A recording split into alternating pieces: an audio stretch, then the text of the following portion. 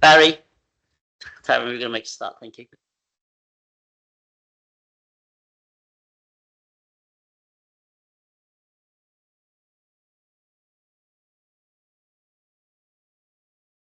Good evening, everyone. Welcome to the Audit Committee meeting.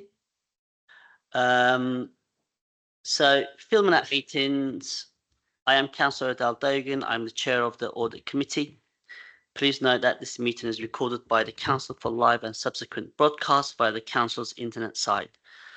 Officers will introduce themselves when speaking. Is there any apologies for absence? No apologies received, Chair. Any urgent business? None reported, Chair. Declaration of interest. Does anybody have declaration of interest to make? No. Thank you. Is there any deputations, Naz? None submitted, Chair. So the minutes from the last meeting, well, minutes from the last two meetings, can I ask members to have a look at the minutes on the 3rd of December 2024 and 27th of January 2025? We can have a quick look. So they're on page, from page 1 onwards to page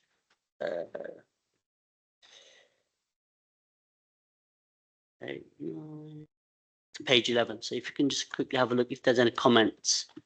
If not, then we can agree to it. No, good. Okay. Can we agree the minutes? Minutes agreed. Thank you, everyone. So we'll move on to the next item, which is item 7, commercial properties audit update. Can I now invite officers to introduce the report? Andrew Meek and Sarah Levery.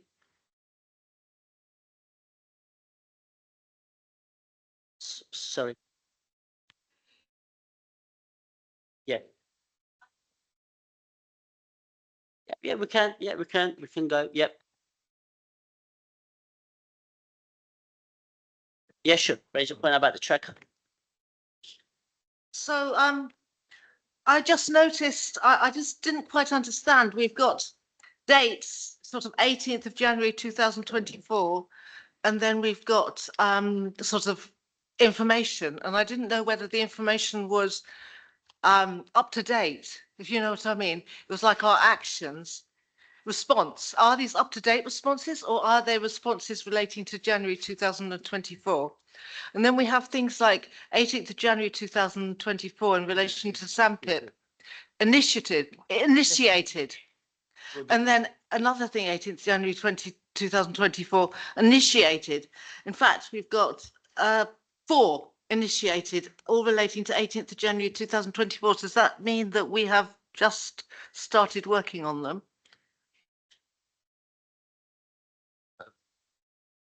Thank you, Councillor. That's the reason you've got. Sorry.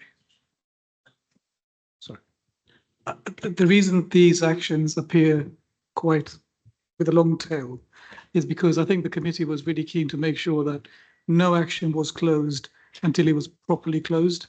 So what should happen, and please forgive me, that's not happened this time, is that each time any of those actions gets updated, there should be a clear statement of which month or which year that action has been updated at.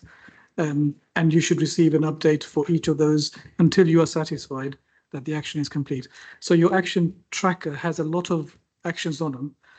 I think they need updating. I think they need refreshing. And perhaps if you wouldn't mind, I can go away, take a refresh and send an updated version. But they won't be closed until you are satisfied that the actions have been completed. So the actual feedback might possibly be relating to a year or so ago rather than current feedback, you think? Absolutely. There's an audit trail for each of the feedbacks that you've received up to the point that the last feedback, is satisfactory to close the item. Thank you. Just on the same point, I think it would be really useful for us to know what was happening around some of these items as well. So, for example, the 18th of January 24, the service has been asked to provide an update to the committee on the status of the recommendations. And so if that's been done and it's all cleared, we could, then it would be closed and completed. But at the moment, what it looks like is that it's 6 months out of date. So it's just bringing it up to date would be great. Yep. Thank you. So that document will be updated and sent to the committee members. Thank you. Okay, Thank you. thank you, Councillor Mason. So item number 7, so commercial properties audit update. If you can introduce your report. Thank you.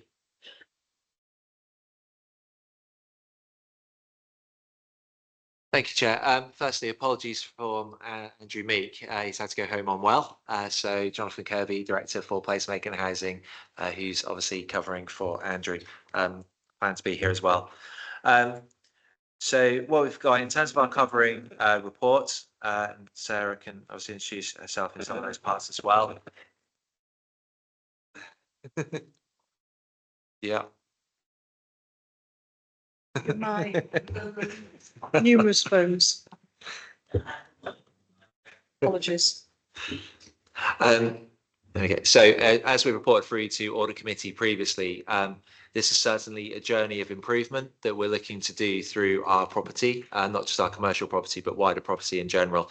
But focusing on the commercial property, you'll be aware that originally where we came through to present to yourselves was off the back of a audit request that actually myself and David Joyce, previous director, had requested and worked with Minesh and colleagues on, because we knew that we had quite a challenge and we wanted that kind of audit review for us to help support. That audit came back with nil assurance, which wasn't surprising to us because we knew the enormity of the work that we had to do.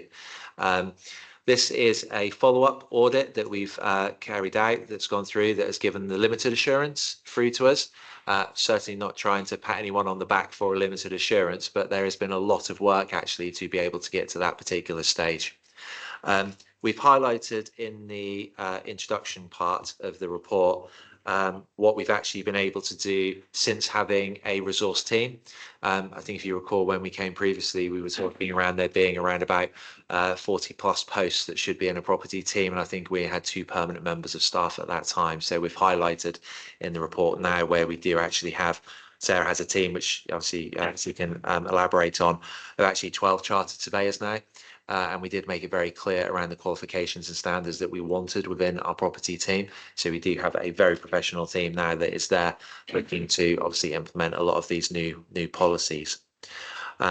We have been able to complete a number of new lettings. So I think previous report showed a number of voids that were still there that we needed to be able to actually let, given the wider MTFS position, that was seen as being something obviously quite important. And in terms of debt recovery and also in terms of income generation from those sites, which we've got under the income and arrears management. Compliance, which we've got a tracker on further down in terms of the health and safety element. That is certainly something across our wider properties that we introduced through having committees on compliance and also wider corporate health and safety elements that we've referred to within the tracker. But what we really wanted to be able to do today and to show through, which we have from, I think it's page 35 in the pack, is we've actually got the recommendations from that audit that came through, going through from left to right, the wider recommendation part, and then the management response. And for this particular committee, that delivery progress as to where we're at. The one thing I would highlight, and probably linking through to the earlier part of the question, is we were always very clear in our strategic property and asset management plan, for which this is part, that this was a 5-year program that we were going on in terms of improvement. Hence why you will see some of these things in here being dates of 25, 26, because it is about improving across a huge range. I think as we highlighted with the number of leases and parts that were outstanding at the time. But those are the main introductory points. I wasn't sure if Sarah or anyone wanted to add anything through. Yeah, I mean, I think the main point is the audits made 12 recommendations. We can then distill that into 5 key parts, which we've set out, which are the professionalisation of the team and the wider capability, the income management, repairs and maintenance, health and safety compliance, and then policy development and compliance as well. Thanks, sir. Before I move to committee members, so thanks for the report. Yeah, Jonathan, you mentioned that it's been a steady program with 5 years onwards. Since you have also mentioned that your team has grown, I was just gonna suggest whether priority one recommendations, if you could, are you able to move resources to in order to deliver the priority one recommendations from the internal audit recommendations, not necessarily in several years, but in shorter period of time? Is that possible? Because, yeah. So certainly in terms of focusing some of the resource onto those priority ones that have come in, I think Sarah and the team in terms of some of this have looked to do that. Part of it is also though about the data that sits behind that allows us to do it. We could put as much resource as possible onto some of that, but actually if the data and part's not there, it's about actually going through to be able to either compile it or create that through. So there's a huge data piece of coming in, and I think that's part of with the one of the recommendations in the report about management systems and digitalization of systems, very much putting that focus into that, which then will unlock us being able to clear some of those priority ones. So at the moment, it's a very manual, I think I'm on the outside, very manual labour intensive part of looking at things on health and safety. It would be one example. Yeah, I agree that, it has to be informed by the data. So, and at the moment, I guess you use a manual approach of spreadsheets to collect data. And is there a possibility to bring that piece of project work beforehand in order to capture the data so we can actually make further progress, as it was nil now is limited, so we can move towards a better position? Yeah, so we do have a project plan in place. It's subject to wider governance as we are reviewing the council's financial position. This obviously costs money, and we can't, because of our data issues, we can't particularly express what the cost saving to the wider point is. We have presented this to CLT, and we're waiting to find out the outcome of that as to whether or not we can now progress with that sort of wider data project. So just to add, so things like digitalization of lease reading is something, obviously having individuals going through that, but use it for AI, and Sarah's certainly spoken through some of the companies that can do that. So we have the cost for things like that to put forward into the case for being able to improve them. So we're certainly looking at those bits and then working through with legal colleagues in particular to make sure of the resource that we have for the general lease reading exercises that we need to do.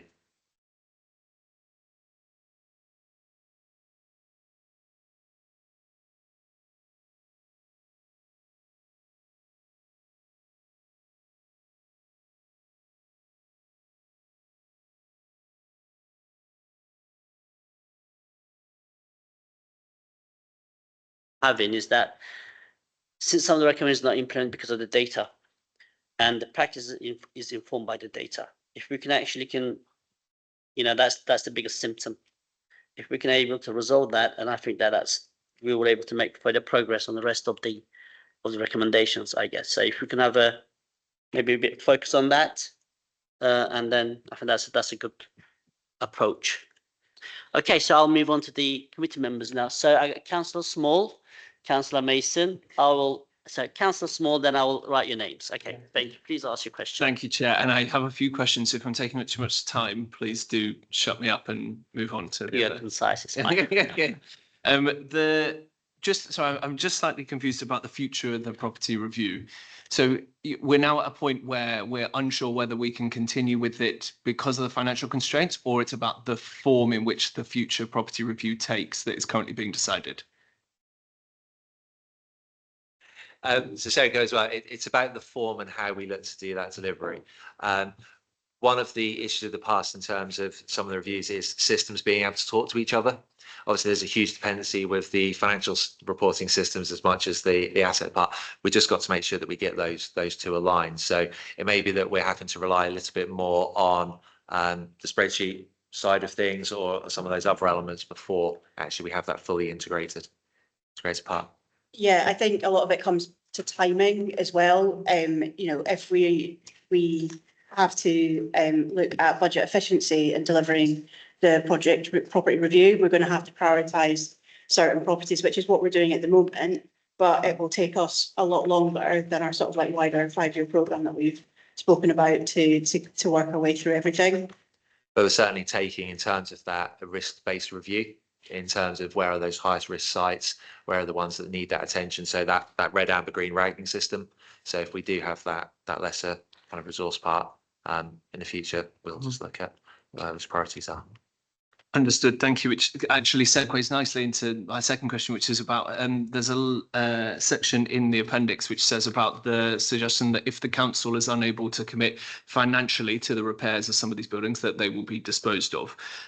Do we have a sort of coherent plan as to RAG rating of those properties that may be at risk to ensure that it's not just those that are in worse repair that we get rid of, and there's some sort of coherence around what is of the most worth community-wise, and where are we prioritising repairs, not just because they are the most expensive, but because they have the most value?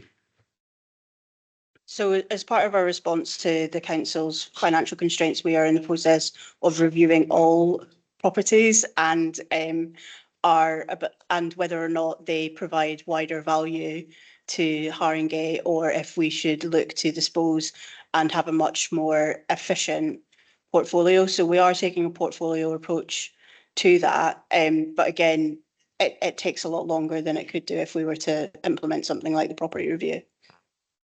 And final question, Chair. So I've noted the progress on the health and safety compliance things. I guess the part that seems missing to me is around the culture around this piece of work. My blood runs cold each time I read about the document, the data saying that we were 100% compliant with fire and risk assessments, and that not being the case. And so that raises a concern for me around what is the culture of officers working on this, that they're happy to sort of nod that through without being assured that we have the level of risk right, and so on.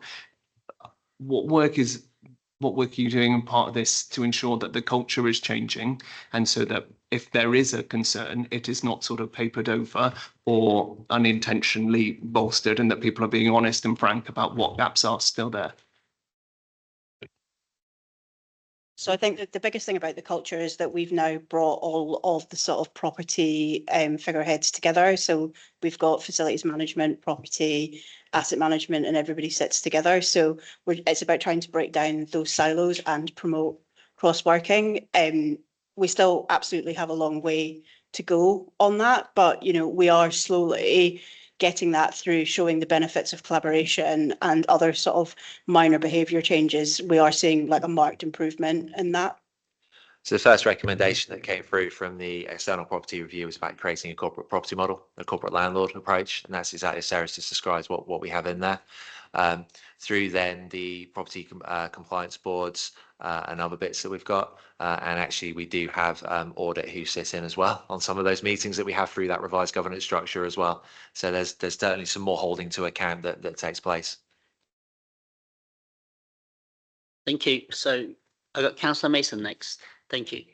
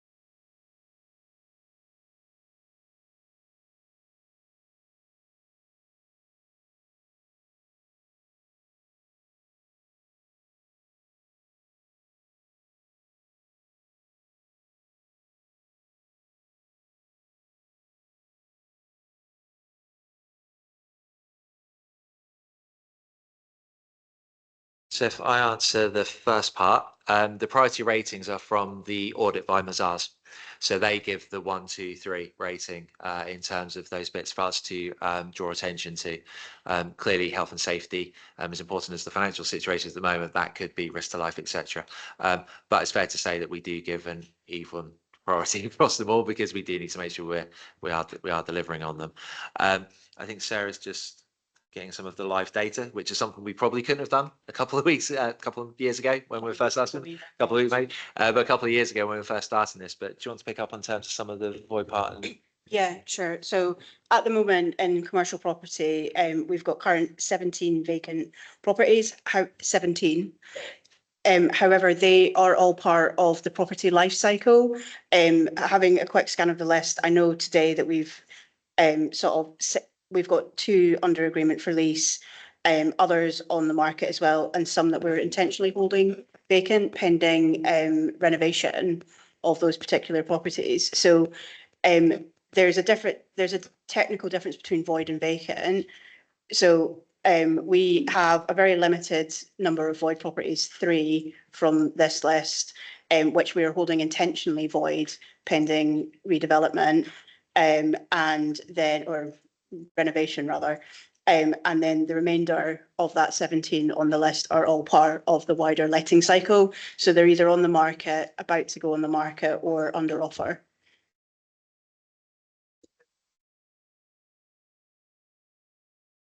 So the debt in the audit report was a snapshot in time of June 2023 when the audit report was looked at. We haven't put our debt arrears on the back burner. In fact, we've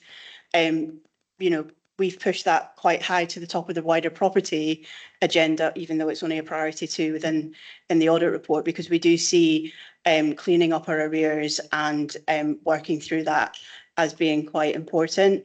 I can't give you an accurate figure right now on what our current arrears picture is, because it's a changing picture. I can only give it to you one day at a time.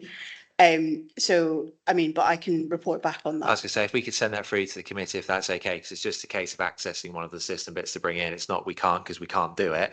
It's because we just don't have it immediately to hand. A second. So what I think we need is to know at one point in time, obviously it changes, there's 439 accounts in arrears. So as of, say, the 30th of March, it was 31st, I can't remember, but what are the number of accounts in arrears and what's the total amount? So you've given us the total amount for 20, but that's out of 439. So I get what you've done, and I'm grateful for you saying that you will give us the figure, and we look forward to receiving it. So thank you. So just for clarification, Yeah. it's run on a monthly basis, so we can provide you some of the detail probably for month ending. For the entire portfolio. Yeah, There we thank go. you. We can send that through. Thank you, Jonathan. So I got Councillor Brennan next. Well, thank you to Councillor Small for raising quite a few of my points. But you have here that among recommendations, this is on leases and tenancy agreements, management should report the percentage completion of the property reviews as part of the sandpit, and it should be based on the assumed number of total leases until the remaining data is uploaded. This struck me that it says there are 480 leases recorded as not yet reviewed on monday.com, but it did give the suggestion that there are more leases around that you don't really know about. I just wondered if that was correct. It's not so much that we don't know about those leases, it's more that as at March of last year, we had only manually reviewed 480 of those circa 1,200 leases. So we were just under 50% of the way through that. Some of that lease review has been the lower hanging fruit side of things. So, as we've got into the more complex leasing, it's taking a longer time. We've also, as we've found issues within those leases, sought to rectify them or put management in place as well. So again, that process has slowed down naturally as we look to tackle the problems as we find them rather than just write them down. And in terms of, sorry, just in terms of reporting through, in terms of SAMPIT, we do have the SAMPIT coming back to Cabinet, April. Yeah, April. So that figure will start to be updated in there. And then we have the cycle where we've given that commitment to come back again through this committee as we have those in there. You got a subsequent question? Yeah. Constance? Well, I just wanted to sort of raise the matter that I was really quite shocked that we said we had 100% fire, in the fire, that we 100% compliance, when you actually looked at what had been picked up, and we definitely didn't have 100% compliance. And I was wondering what systems we were using, how that could possibly have come about, that we would report something that was so different.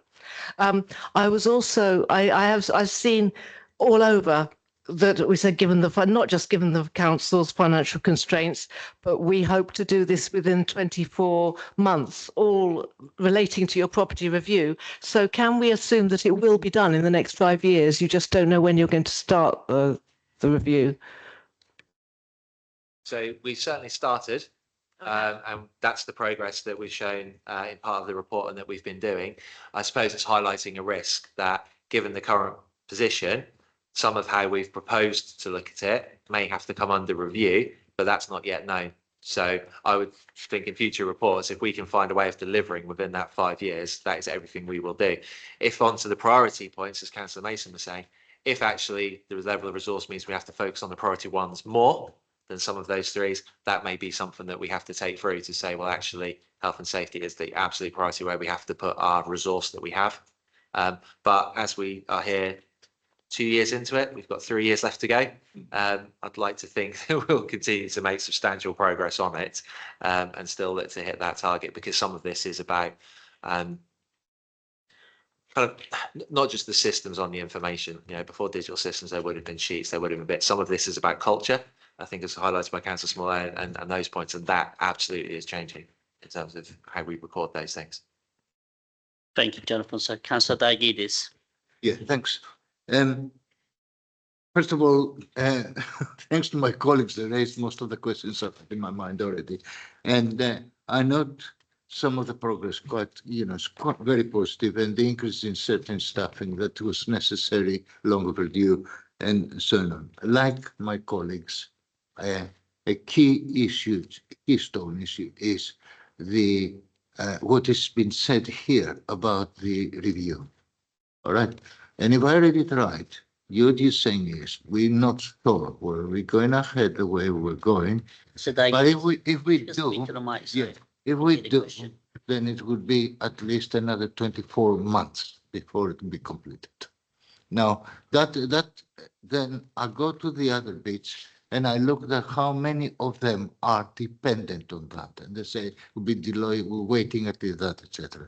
Including one that to me is very important. For example, where we haven't had a proper tenants and leaseholders survey, satisfaction survey for years. Now, what I read here is that it will be at least 3 years before we're going to have another one. All right, is that kind of things, etc. Now that to me is not good enough, no matter what. I'm not saying that you're not working hard. I'm not saying you're not going the right direction. It's just that that's not what it is. Bearing especially in mind that one of the factors coming all together constantly is with financial constraints. Remember that the main reason for the concerns was about the waste of money by not having the systems in place. Yeah, so we continue east west, as we go down the road. So I'm not sure whether it is something that you can respond directly, but I do think that has to be on record that the speed of what is happening is not satisfactory at this moment. So, I mean, so we're certainly not saying it's an extra 24 months on what we've got. We're highlighting that there is a risk that isn't yet an issue, but it is a risk that, given the financial situation, we're going to have to review what some of those mitigations are. And we need to then, and we haven't exhausted what we can do with those.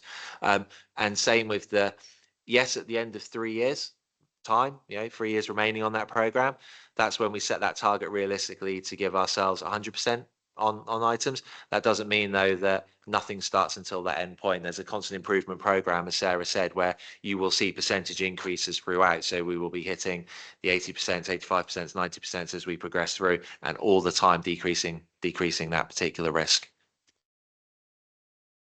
Is it a quick one? Just page 31, let me read you. There has been positive progress in engaging with key internal stakeholders, digital, legal, finance, etc. Now, so until now, we spent a lot of time on trying to sort out between us, between departments, the whole thing. Why? Should be straight away. Why is it taking negotiations, internal stakeholders? What does that mean?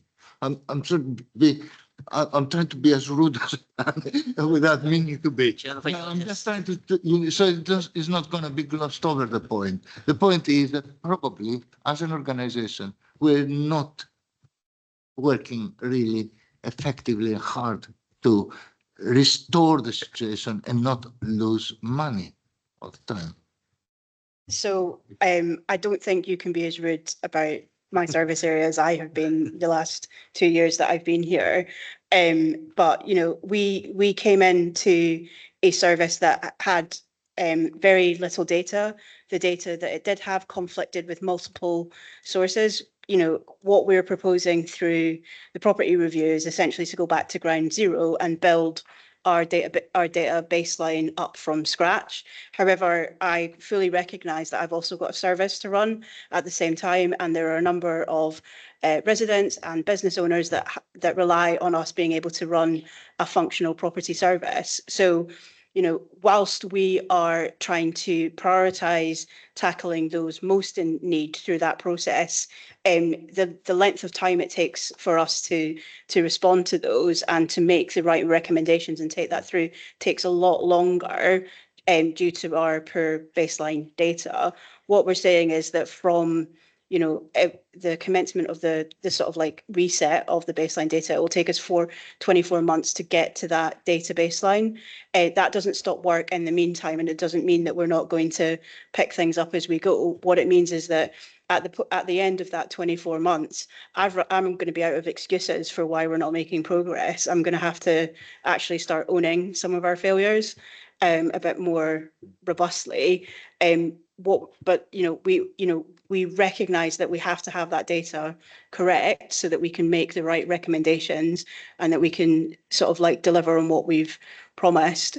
Without it, we can still continue and we can still doing it piecemeal. It's just going to take a lot longer.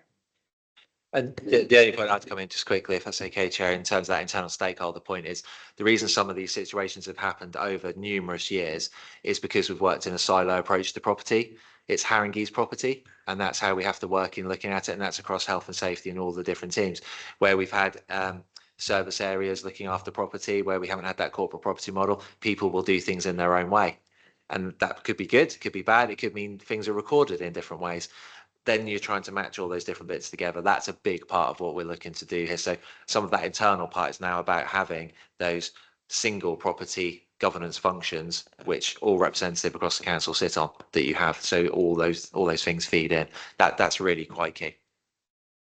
Thank you, Jonathan. So no, I have to come to Rennie. So Rennie, you want to ask a question? Thank you. So thank you very much for the update. So just a couple of reflections. I think Councillor Mason sort of alluded to it, the need to have the comparators. So it's very all well and good kind of providing us a snapshot of the figures, but if we don't know what it was or what you're aiming for, the target, it's very difficult as a committee to determine the efficiency and the efficacy with which you're working.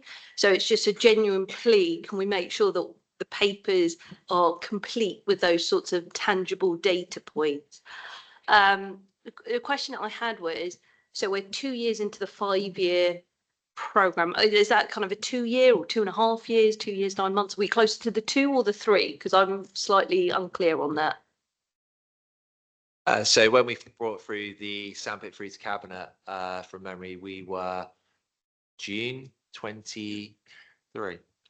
Yes. June 23. Okay. Look, that's helpful Yeah. to clarify. And I think it's just affording us that degree of confidence as to are we on track when we look at this sort of 5-year programme overall? I don't necessarily have a sense. And if I was a skeptic and as risk averse as I tend to be, I'm lacking confidence here in terms of our ability to deliver. Overlay that with an introduction of a property management system, my confidence level kind of goes through the floor, because I haven't seen kind of introduction of systems really eliciting anything positive in the context of the council. So I was just wondering if you could speak a little bit about this system and to what extent you're leveraging the lessons learned from other systems and how that is genuinely going to catalyse progress.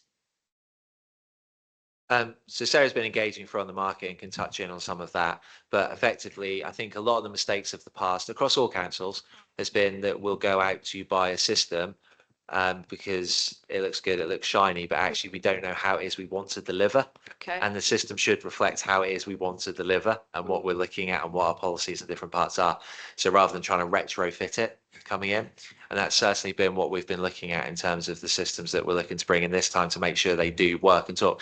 And I think actually one of the things highlighting in the plan is that if as has been flagged, it's being owned now as a corporate system. So Sarah's been working through with digital to say this is a corporate system. It has to have links through to other council systems, such as the financial system as well, which gives me a bit more confidence. Actually, if we went a little bit slower because that's being looked at, but still within that 5-year period, at least we're not going to end up with something where you're then having to write patch code that talk the two things together, which would be really tricky. But I mean, Sarah's been engaging through in terms of our market engagement and soft market testing. Yeah, and you've picked my hobby horse, so apologies if I take up too much time. But in essence, for me, and I've implemented property management systems in a number of other organisations previously, and the lessons that I've learned through that, and I've seen echoed in the approach that Haringey's taken previously, is the baseline data isn't clean and you're not putting it in properly. So we're very clear that we are cleansing our data. Nothing would go on a new system until it's gone through that cleansing process, and we're convinced that it's as accurate as it possibly can be. The second thing is, and the counts and local authorities are particularly bad for this, is that you go out to the market and try and get the cheapest thing that you can get. Now, value for money isn't always about the cheapest thing, it's about the best product. So one of the things that we have spent and will continue to spend a long time doing is working on the scope and specification of any digital solution so that we can make sure that it is right and it responds to every single need that Haringey has. Now, there is benefit in us getting an off-the-shelf system rather than going bespoke, because it means that we can keep up to date with the wider market and any legislative changes our system will adapt and change to, rather than we have to go back and build it ourselves. We've had long sessions with our digital colleagues about building our own or going to market.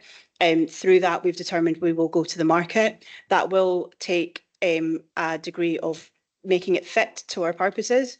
But what I've learned through my implementation in other organisations is the more specialist configuration that you have in these, the more likely they are to go wrong. So what we're really keen to do is to nail down the absolute basic principles that we need from a property management system, so that if we do have any bespoke requirements, we can look to address how we can deliver those, rather than trying to manipulate a property management system that's not supposed to deliver something like that into doing it. But you know, it's those key principles of clean data, value for money, and the widest sense of it, and also making sure, as Jonathan said, that it's a wider corporate system. So there's multiple points of accountability. It's not just something that me and my dusty property colleagues sit in a cupboard and look at. It's something that we all take responsibility for.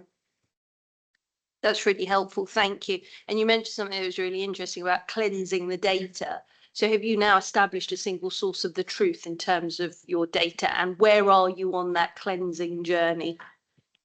We are getting closer to establishing a single source of truth. When we talk about our lease management, which Councillor Mason touched upon earlier, we are getting to that clean data because we're going and checking the title, the lease, all associated documents to make sure that when we go and speak to our tenants or other occupiers, that we're going with the right data and we're informed. We're not relying on the data that we've cleansed from our multiple systems. We're going with the clean data. Part of the problem we're facing at the moment is that once we've got some clean data, we don't really have anywhere to put it at the moment. So we're kind of trying to store it in a way that makes it accessible and colleagues can use it. But, you know, without the implementation of a property management system where we've got confidence that all the data on it is clean, we're just going to mix clean with dirty and it's just going to end up like a ruined wash. Okay, thank you. Thank you, sir. Reyes? Thanks, Chair. So I echo everything the other members said, so I won't bore you with repeating those questions. Just a clarification. So if we did the audit today, we would still get limited assurance, right? And secondly, I think this is for Minesh as well. This service corresponds to risk 11 on the corporate risk register. Is that right? So are we happy due to the time frame that the 5 years, wherever it is, that it's going to take to sort this out? Are we still happy that the residual risk of 12 is 12 and it's not higher? Thank you. I think your question is valid. It could be higher. I think the 12 is a reflection of now. I agree, it could be higher. The residual risk could be higher. The reason why I bring it up is because there's always a link to what the services do to reduce our risk or to remediate control weaknesses. But that has to link back to the corporate risk register, because the corporate risk register assumes at some point we had assurance, either from management or from other services providers. And if we are not linking back, it doesn't really focus our efforts, because if we see the residual risk rising, we know we need to prioritize our actions a lot more. Just a very quick point. I think the residual risk was a lot higher before. So the first audit that was assigned in this space was given a nil assurance. So the residual risk was at that point very high. It's come down to a 12, but I think it's worth reflecting back just to see if that score of 12 is appropriate. And I think the only thing I would say is there's been a lot of work within the organisation, led by Minesh and colleagues, in terms of our risk reporting and profiling through. So certainly it's something that we review at a leadership team that then feeds through to the development management teams and then up to our CLT as well, which then gets onto the corporate risk register. And as you know, any risk register has to be live. It has to be reflected on the up-to-date information. So some of the points that were said earlier about how we monitor and watch and how do we know what we're doing and what's good, that's certainly something that does feed back and then inform that level rating. I think, Chair, just to bring back to Councillor Mason and Rina's point around the stats, having this committee see the progress via the stats as opposed to saying that a lot of work has been done, helps us get to a better informed decision of what the up movement or down movement of the residual risk is.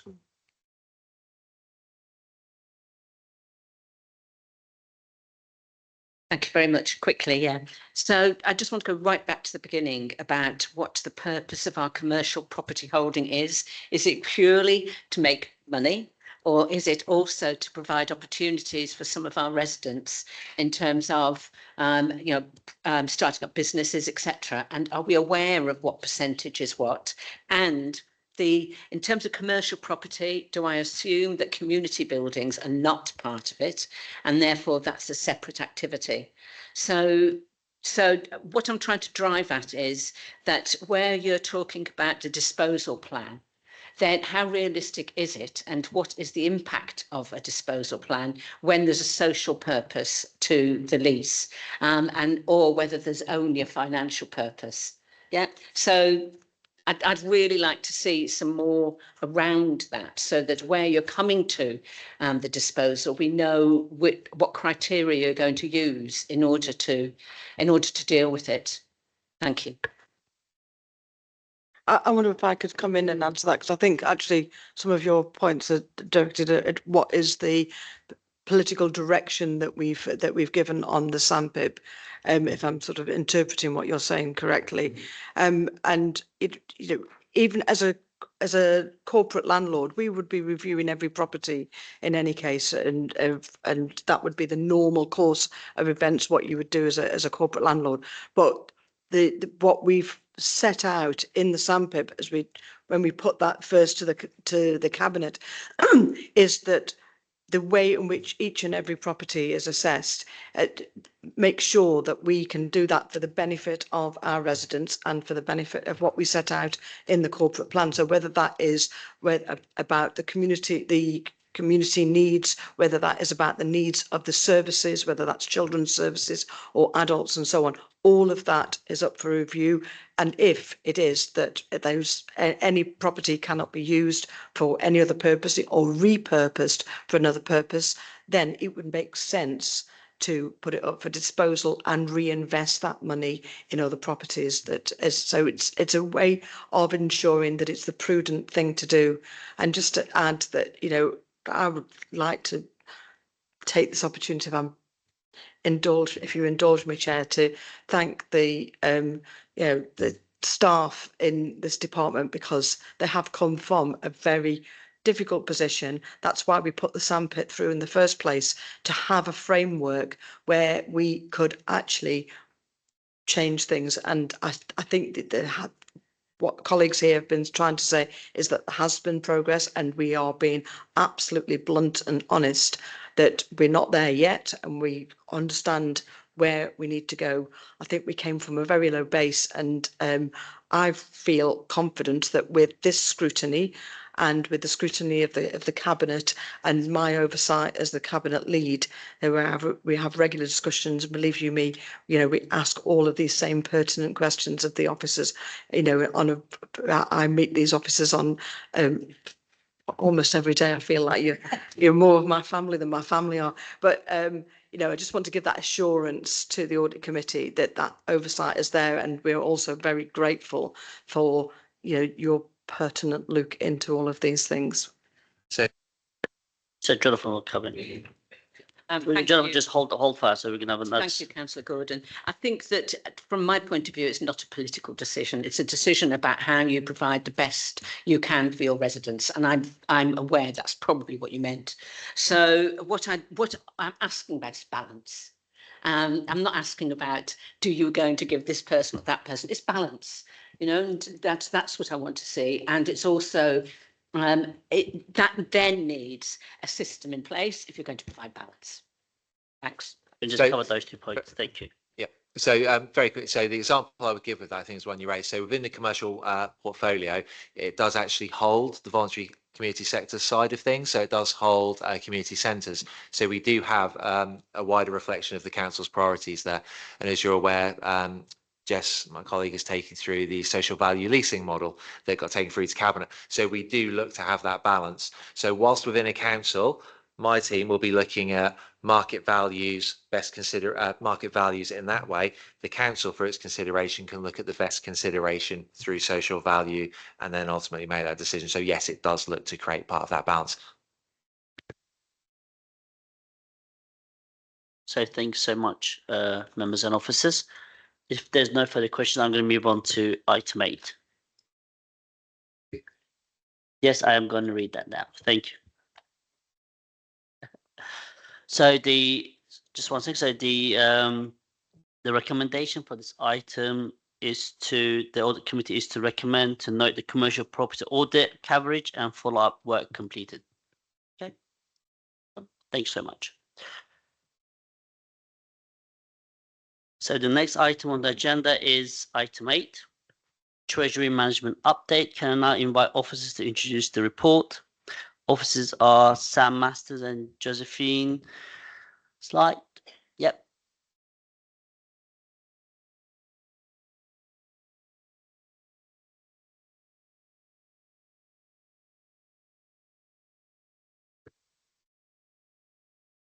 Thank you, Chair, and good evening, members of the committee. So my name is Sam Masters. I'm the new interim Head of Banking and Treasury, and this evening I'm presenting the Q3 Treasury Management Update Report. So the committee is asked to note the Treasury Management activity undertaken during the financial year to the 31st of December, the performance achieved, which is attached as Appendix 1 to this report. Now, I appreciate Appendix 1 might not have been circulated until late this afternoon, so you might not have had as long as you would have liked to interrogate the report, but if you have any questions, obviously after today, we can address that via email. So the Audit Committee is asked to note the activity and the performance, and also note that all activities were undertaken in line with the approved Treasury Management Strategy agreed on the 4th of March 24. So key points to note in the report are as follows. So the Council has complied with all its prudential indicators. There were no breaches of the indicators that were set by full Council in March. Borrowing as at the end of the 31st of March totaled 956.9 million, which is an increase of 137.5 million over the course of the financial year. And that is up from 851.9 million as at the end of Q2. So that figure of 956 is split into 881.9 million long-term borrowing and 75 million short-term borrowing. Cash investments outstanding as at the end of the 31st of March were 64.5 million. So this is an increase of some 34 million over the course of the financial year. And that has increased from 40 million as at the end of Q2. So the change relates obviously to the ongoing investment in the Council's capital programme. If we're sort of looking forward to 25-26, our capital programme is sort of circa 360 million or so to borrowing. So we are undertaking a strategy of a little and often, as agreed with our advisors, Island Close. So we are taking small increments of borrowing often so that we get a mixed bag of maturities and rates, so sort of hedge our position. As at the 31st of March, the Council had paid 21.3 million in interest payments. So this is slightly down on what we were projecting at the end of last quarter. The Council has previously actually been able to secure quite a good average rate on our borrowing. So that means we're coming in slightly under what we expected to pay in interest costs this year. And we had generated 1.6 million on our cash investments. So those are investments that are held in our money market funds or placed with the DMO. Thank you. Any questions from members? No. Councillor Mason. Thank you. Clearly, one of the biggest concerns we have is the increase in borrowing that may well happen, given the government decision to give us the ability to borrow more. And so I just wanted to ask you your approach to that and how we can ensure that what we're not doing is creating long-term increase in possible debt for the council by shoring ourselves up this year and next. So are we referring to the EFS? Yes. So the addition of borrowing? Yes. So, Do you want to come in? Yes, thank you for the question. So a couple of points, and I'll pick up on the exceptional financial support, but also touch on the work that we're doing on the capital programme to limit the amount that we do borrow. I suppose what we should say, and Sam has alluded to it, so when we set our budget each year, we set a budget for what we expect to borrow in the year. We don't actually borrow until we do need to. So I've sat here on many occasions, I think, spoken about our high levels of borrowing and how we need to reduce that or limit the increases going forward in future years. So certainly in 25-26, although we may have set a budget, agreed last week it was at council for our borrowing costs. We should really be trying to limit that, given that we do have high levels of debt. And there are two ways that we'll be looking to do that. One is around we did agree a capital programme last Monday on the 3rd of March, but we will continue to review that programme all the way through 25-26. We do know that we have quite a significant capital programme, both for the general fund and also the HRA, and some of the figures that Sam has quoted is for both. So that work will absolutely continue to try to avoid the amount that we actually do borrow, irrespective of what we've set in our budget. The second area is the exceptional financial support. So the budget is set based on 37 million. 10 million of that is funded from capital receipts and 27 million from borrowing. The work that we are doing, and particularly in terms of the council-wide approach, it's the emergency response arrangements that we put in place, is about really reducing the amount of that 37 million that we do need to utilise in 25-26, and therefore to reduce the amount that we do need to borrow. So there are two elements to it. I suppose I just wanted to give the assurance to the committee that despite setting a budget based on the amount that you think you need to borrow, it's those two areas, particularly around capital programme and the exceptional financial support, that we will be continuing, and we are doing now. It's not I always say a budget isn't a target to spend. You know, we should be really limiting the amount that we do.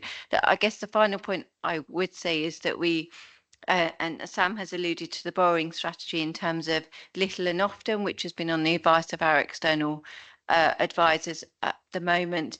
You know, it's really important that we really keep an eye on the rates as we go. So I think you can see in the report, I can't remember the table, that, you know, rates have been going up over the last 6 months, and I think we tipped over or almost at the 5.5%. So, you know, it's really important, and I'm sure Sam and the team are keeping an eye on our rates almost on a daily basis to ensure we don't think they're going to come down quickly anytime soon. So really trying to limit the amount that we do actually borrow is going to be really critical. But hopefully that answers. It's really helpful. Thank you. Do you have any further questions, Councillor Small?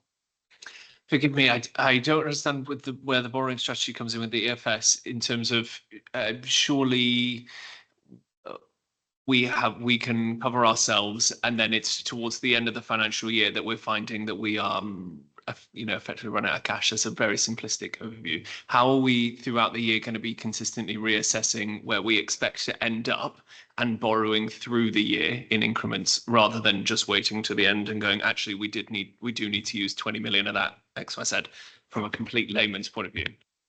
I'll come in briefly, and then I'm looking at Sam, because he's only been with us a matter of weeks actually, and I think this is an area that he's really looking. So essentially it's all driven by our cash flow. So we have a cash flow model that sits behind. So actually our income it comes through quite lumpy sometimes through the year. So we have a cash model forecast for the whole year, which will give us an indication about when we do need to borrow. I'd still come back to, we don't actually borrow until we really do have to. So we've always had a cash flow model in place. We've probably, over the last couple of weeks with Sam's support, tried to tighten up on that, so we get a much clearer picture around when we do actually need to borrow. And I certainly had an email exchange with Sam today, so that tighter scrutiny, just to make sure that we have got a really clear view.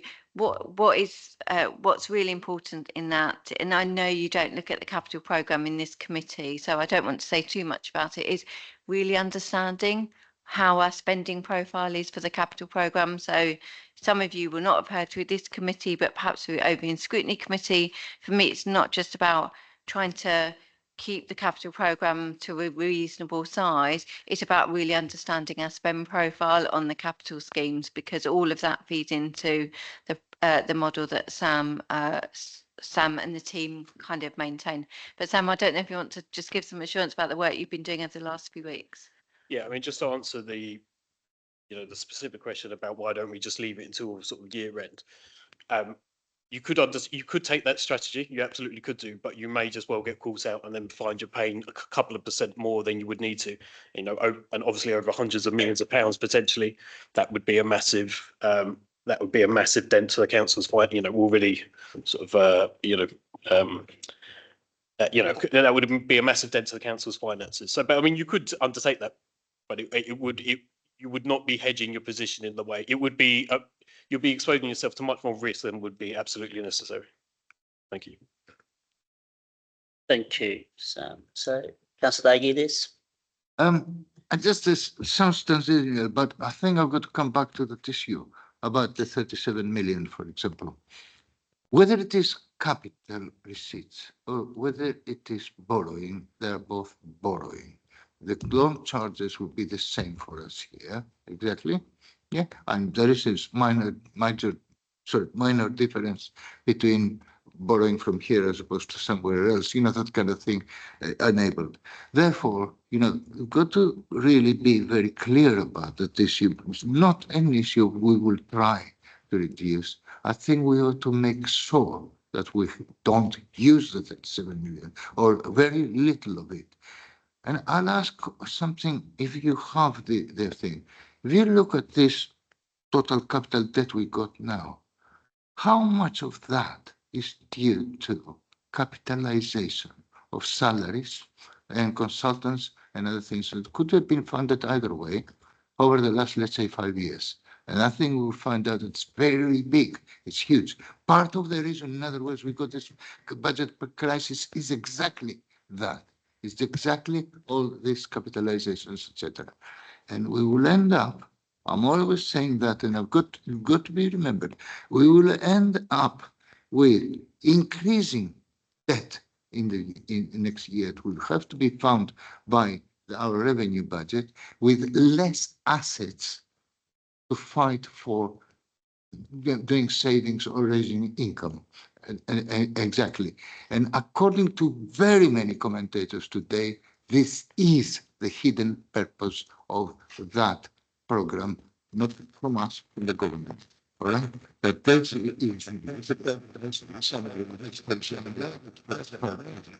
it is to force local authorities to sell their assets. That kind of thing. On a kind of like fire sale, that kind of thing. So, but this issue about how much we have already, or we are capitalizing right now. I mean, look, the civic center are across the road. How much have we capitalized already on consultants and officers' time for something that probably should really, is going the wrong way? How much of it is who next year and the year after and the year after will be having to pay 6% or 7% of that borrow to find the catch? Thank you. Thank you. So if I just come back on, there's a couple of points there. Thank you. So in terms of, and I haven't seen the communication today, apologies, that's come out around selling of assets. So, we are really clear, and the cabinet member was here under the previous item. So capital is funding exceptional financial support through capital receipts is an option. I'll come on to just the difference in just a second, but we still have that best value duty. So we still have to ensure that the disposable building is the right thing to do from a best value perspective. So I do absolutely continue with that. That is the assumption, and that is certainly the key message that we got in the letter that we received from government, which we published as part of the budget report, which also highlighted that they would not be expecting us to sell community assets to fund exceptional financial support. So that was quite clearly stated in the letter which we published with the budget on the 3rd of March. In terms of, is it the same charge whether we use capital receipts or whether we assume borrowing? There is a slight difference. So capital receipts, so the assumption that I've made, the 10 million, is from capital receipts that we've got. So this is, well, certainly 8 million of that is from capital receipts we've already received. You could argue that the cost to us is that we're not able to invest that, and we're losing on average, looking at Sam, about 4.5% at the moment. So there is a bit of an opportunity. But I suppose the difference with the borrowing is that on the exceptional financial support, like we do on any of our borrowing within the general fund capital programme, we have to also charge what we call the minimum revenue provision. I'll avoid getting too technical. So not only do we have to budget for the borrowing costs at say 5%, let's assume it's 5%, we also have to budget for the minimum revenue provision, which is essentially saying that you will then repay that over the course of the life of the asset, which for exceptional financial support is assumed at 20 years. So the true cost to the revenue budget is probably closer to about 8%, 7.5%, 8% when you add on the borrowing cost, or there or thereabouts.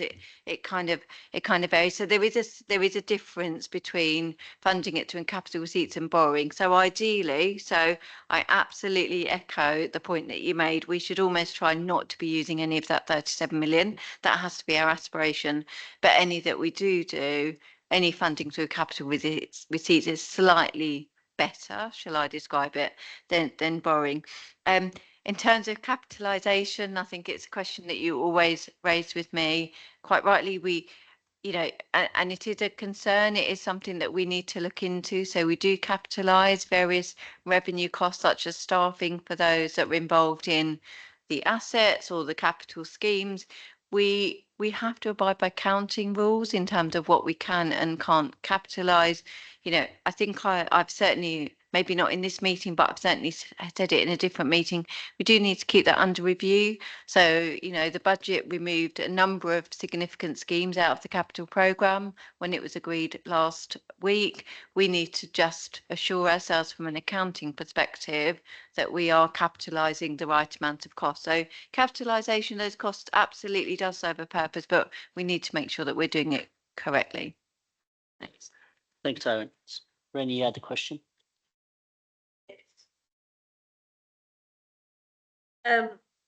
Just a quick point. Are there targets on the kind of quarterly movements in terms of the ability to increase our borrowing? There aren't targets as such, but the borrowing essentially moves in line with your capital financing requirement. Okay. Part of the capital financing requirement is internal borrowing, so you hope to use that first before you actually have to go out to the market. So if you looked at the calculation, the two largest elements of that would be internal borrowing, which is using reserves, and then etc. And then also, there's capital receipts, so there's funding. Perhaps there's a HRA scheme for example. You might have funding from the GLA. Yeah. So you hope to sort of you want to maximise all of those sources first before you're going out to the markets. Okay. Thanks. Great. That's really helpful. Thank you. And then, so linked to this capital programme, I just wanted to ask about the elephant in the room, and that is, to what extent is the redevelopment of the Haringey Civic Centre impinging upon our borrowing?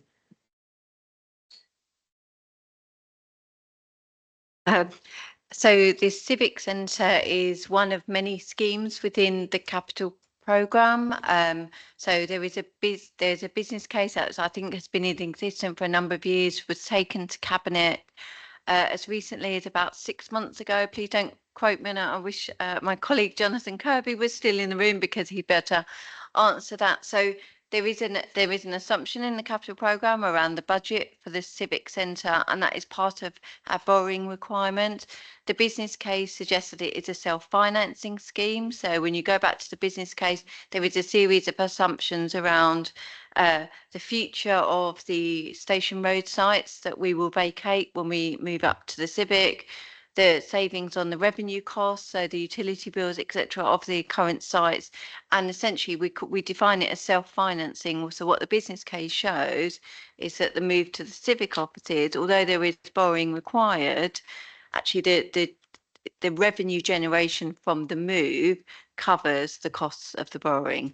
So that's the assumption. We need to keep that under review all the way through with any of our self-financing schemes. We need to keep those original business case assumptions there. But I suppose it's one of many schemes that is feeding into the borrowing figures that Sam has quoted you tonight. Okay, that's helpful. Thank you. Thank you. If there's any further questions. Yeah, Is it those, can you be, But yeah. just let- one second, can you very be briefly. concise and quick, because we've got quite a lot on the agenda to All get right. through. Can Thank I you. just say on the civic center side, first of all, we went through it before we approved it, and we made absolutely clear what the maximum level of expenditure should be. We were given assurances that on that basis will happen, and also the time scale. It's before your time. Yeah. Okay. Now, this now is the latest update is far in excess of the limit we had set up out, first of all. And secondly, is still before we've gone out to contract. And thirdly, the time scales now, God knows when. All right. In the meantime, we keep buildings empty and half empty, which we should really be using to raise income, which would have solved half of our budget problem alone, that kind of thing. And this plan about selling all these assets at some time has never been approved yet by anybody. Here is implicit behind the scenes, and whenever it was put to other places here, to councillors, it had been rejected in the past. So gradually we will get there. Sometime just we'll ask the get there. question, please? Yeah. Sorry? Just ask the question, please. Yeah. Not the commentary, because we have to move on. There's quite a lot. What's the question? I just wanted to add that as a clarification. Yes, it's but absolutely you can- right, you- but there's there's a clarification. There's other channels that you can also raise that concern. Thank you. So I will now move on to the recommendation. So the recommendation is number 1, to note the treasury management activity undertaken during the financial year to 31st of December 2024, and the performance achieved, which is attached as Appendix 1 to this report. Number 2, to note all the treasury activities were undertaken in line with the approved treasury management strategy. Thank you. So now we'll move on to, so thank you so much, officers. So now we'll move on to item 9, which is the annual governance statement 23-24 mid-year update. So can I now invite Officer Vanessa Bateman to introduce the report. Thank you, Chair. Vanessa Bateman, Deputy Head of Audit and Risk. So the committee approved in July 2024 the AGS for inclusion in our 23-24 statement of accounts. I presented in July the process we followed to produce the statement. Our role in audit really is to facilitate production of the statement. The content, the narrative is really driven by a number of stakeholders across the organisation. The statement remains live up to the day that the accounts are signed off. Therefore, to meet the guidance, a refresh was required to reflect on our learning around governance during 24-25 up to February 25, when the accounts were signed off. No new issues were added, and the same process to challenge and sign off the document was applied as had been in July. As this meeting was after that date of sign off, the chair was provided a copy that highlighted changes to the AGS as part of that sign off process, which ultimately ended with the leader and the chief exec. The AGS is here for the committee for noting. Thank you. Is there any questions, members? Nope. Nope. So I got Reyes. Then I got Reyes. You got a question? Just one question, yeah. Yeah. If you want to ask your question, and then I'll come to you, Councillor Davey. Thanks, Chair. Sorry, I was just looking for my spot. On page 2 of the pack, under managing of data, based on what we've heard from all the services, procurement, commercial property, etc., I would have thought that there would be some sort of improvement plan for under managing of data, and I've seen it as blank. So essentially, there is an improvement plan, but the improvement plan for data is captured within the themes that it relates to. So there is an improvement plan for housing that includes the data element, as does property, as does procurement, So all of that is predicated in terms of the functionality to which it relates, as opposed to it being a sort of captured as a data. Sure. Just one more point. On the AGS, there is a broader issue around information governance. So that sort of relates to the issues or the significance governance issues that we need to respond to. Thank you, Minesh. Councillor Dagidis. Just a bit of advice, because I haven't had the chance to read it carefully and compare it with the original. Can you highlight for me the differences in the update? There's quite a lot.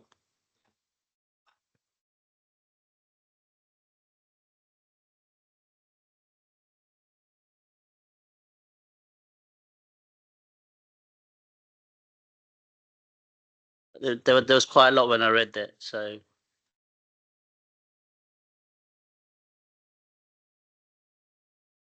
You've read it, obviously. Yeah. That's why you said the external audit Can you findings. just give me some advice of some one or two issues that you think we would have been interested in?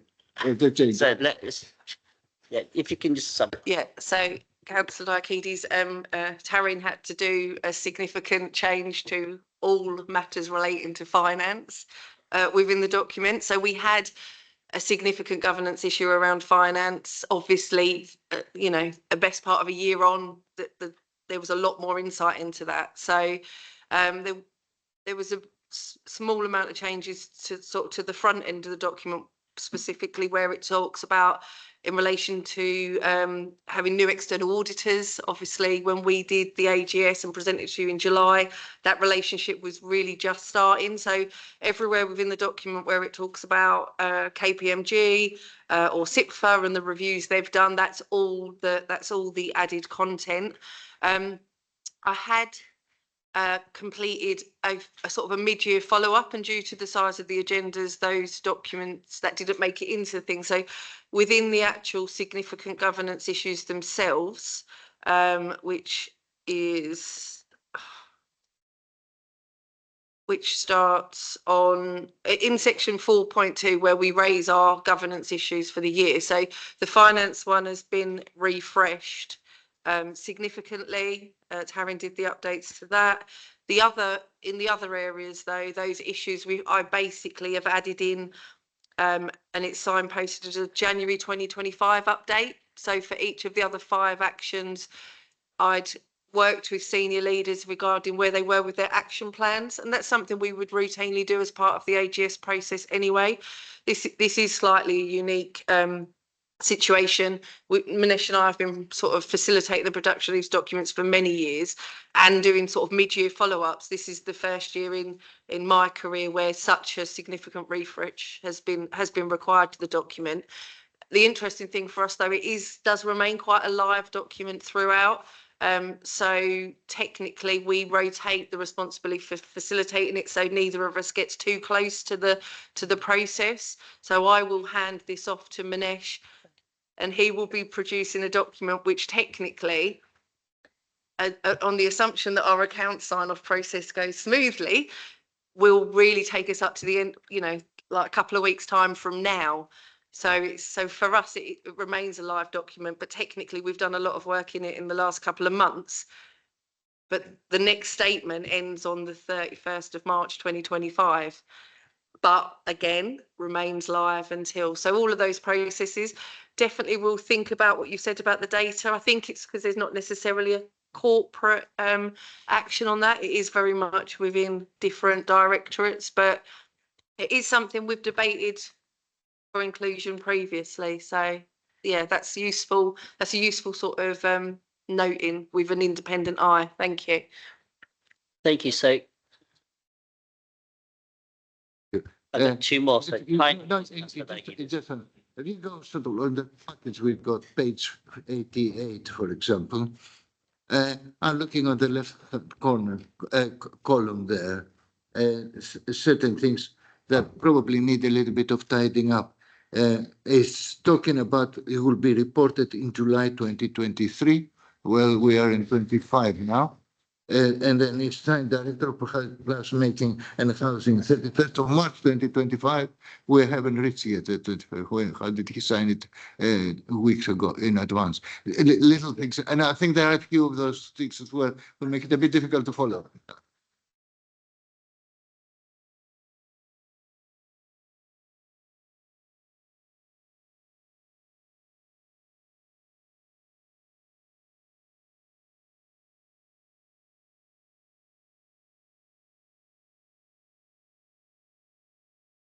There's a lot of work has been put into this document. Maybe you guys, can reflect and read through. And I think, that was, I happily appreciate the work that Vanessa did in terms of incorporating all the external audits recommendations onto the governance statement. Councillor Brennan, and then I got Councillor Mason. Thank you. So I've got various sort of miscellaneous comments.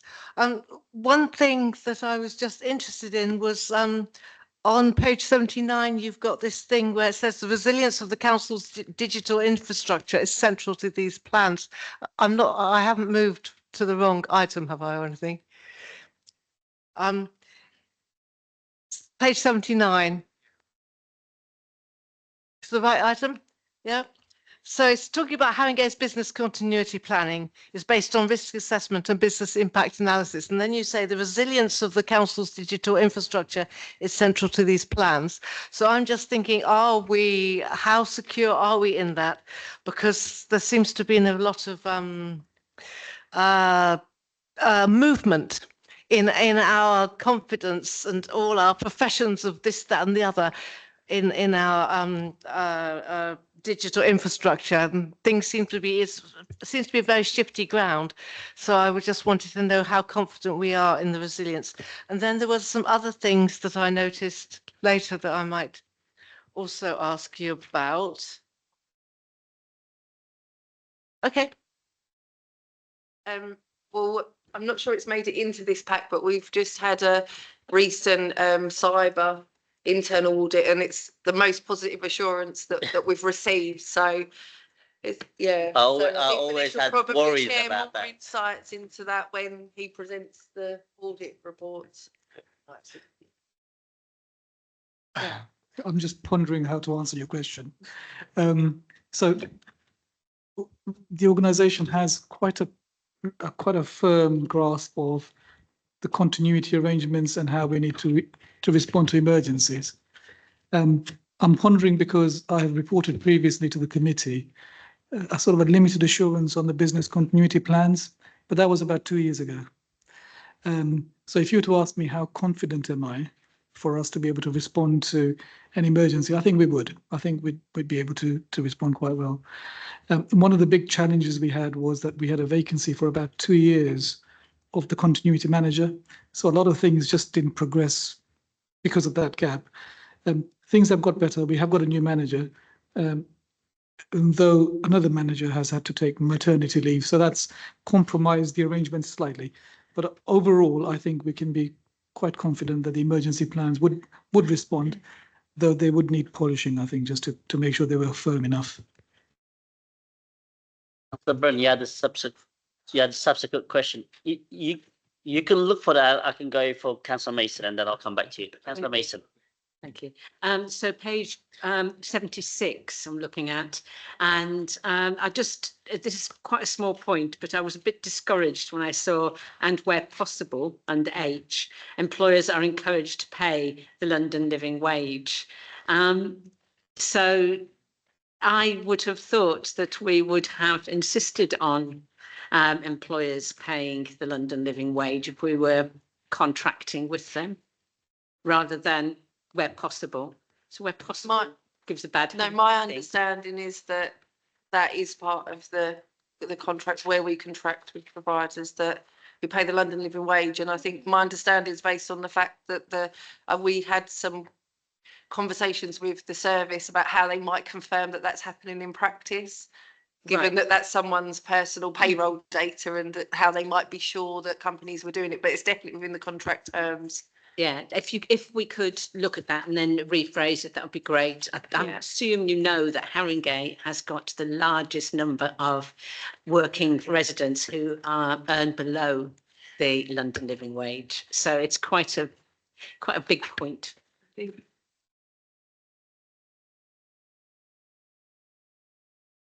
Councillor Brennan, did you manage to find the page that you were going to ask your question on?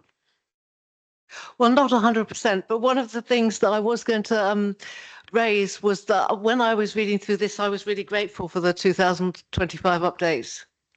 I think it was, really good. Yeah, I have a feeling that I've lost the proper page that I wanted to comment on. I was a bit interested in this. There have been 2 references over the years to some instances of fraud having occurred. Are we not allowed to be told what they were? We are. You certainly are. The only time that would not be prudent is if the alleged fraud was going through a judiciary system of some type, in which case we wouldn't comment. Okay, so if there's more questions. I haven't got them, but I do appreciate the work that's gone into this and just like to thank you. There we go. Vanessa, got some really good positive appraisals from the committee. So, I'm going to read out the recommendation. The audit committee note the amendment 2023-2024 ACG attached at Appendix A. Thanks so much. Yep. So the next item is item 10, which is the annual internal audit plan strategy and charter 25-26. Can I now invite Officer Minesh Jani to introduce the report? Thank you, Chair.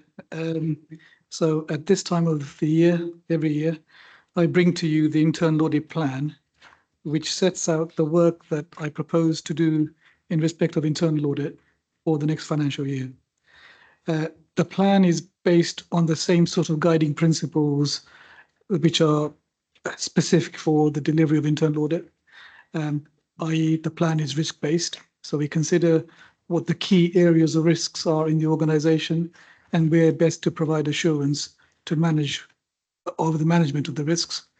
I've also spoken with a number of key officers, the directors, assistant directors, and some heads of services of significance in the delivery of the audit plan. But this year, I've gone a little bit further in recognising the financial challenges that the organisation has.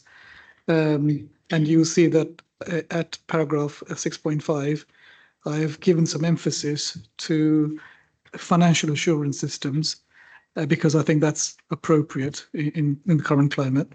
And I'm proposing that we focus a lot of the audits around either direct financial systems or systems that have a financial consequence. I suppose that's the slight variation to the norm. The audit plan remains at about 820 days, as set out at page 117. And within that, I've included a contingency of 20 days. Every year, when I come to you, I have a plan, and the plan changes. As the risk profile of the organisation changes, I change the plan and I make sure that the audit work continues to focus on key areas. So what I'm proposing to you is the plan as of now. I will update you in about 6 months' time with any significant changes. But as it is at the moment, there is a 20-day contingency, which is essentially an allowance for things that I haven't thought about, where the committee hasn't thought about, for audits that we may need to do.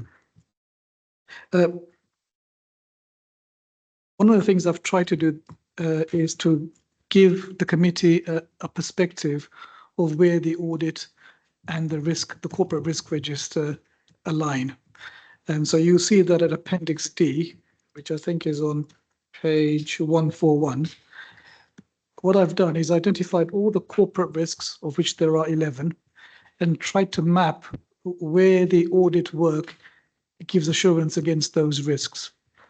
And you'll see that the first 2 risks dominate most of the audit areas, which is to be expected because the first 2 risks are the key financial risks that the organisation is trying to manage. I'll also add that there are some areas where I'm not planning to give too much assurance, and I'm happy to talk about that and debate whether that's the appropriate thing to do.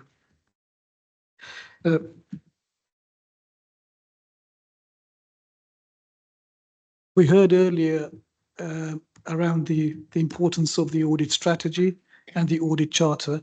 I've attached both those documents to the plan, just so you've got the complete understanding of what the auditors are doing and how they intend to do the work.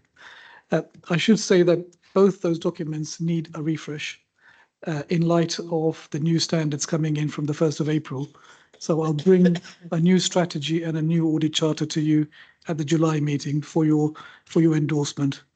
And having heard the previous presenter, I'll make sure I discuss it beforehand with you as well. I think I'll pause there and take any questions on the specifics. Thank you, Minesh. So is there any questions? So I got Ahmed. So you can ask a question. Right, so this is it's quite a small question, but it could lead to a bigger question, unfortunately. But just in terms of, if you can help me understand kind of the governance structure of this, as this is an annual report, but is there kind of an overarching, I guess, like longer term, maybe 5-year report on what, I guess, internal audit wants to do in the future? So unfortunately, the answer is yes and no. So big question now. So in terms of the audit plan, no. The audit plan that you have is a 1-year plan for next year. And that's simply because it's really hard to foresee the level of risks in future years against which you can then program the type of work you want to do. But it would be wrong for me to ignore past audits or even consider what might be required in future. So I have quite a long list of all the audits that we've carried out, certainly since 2016. So if you like, it's an audit needs assessment of or my audit universe, which essentially sets out all the audits that we've done from that period up to now, which I maintain. And that acts as a prompt for me just to make sure that I'm not missing anything in that sort of audit space. But the audit planning side really focuses on the next financial year. Which leads me to my longer question. So I guess would it be beneficial to have a 5-year, just because I guess there are trends, as you mentioned, for example, you know, the housing void work is something that I've seen come up, I think, in every report I've looked at. So is there benefit, and it doesn't have to be an answer for now, maybe it could be something that comes up later, in having kind of a longer report where we can kind of pinpoint actual, I guess, year-long milestones that we can hit to kind of alleviate some of these risks? I think it's worth thinking about. But let me just give you some context of some other people who plan their audits in a slightly different way. So I met a head of audit recently where essentially they don't have a plan for the year.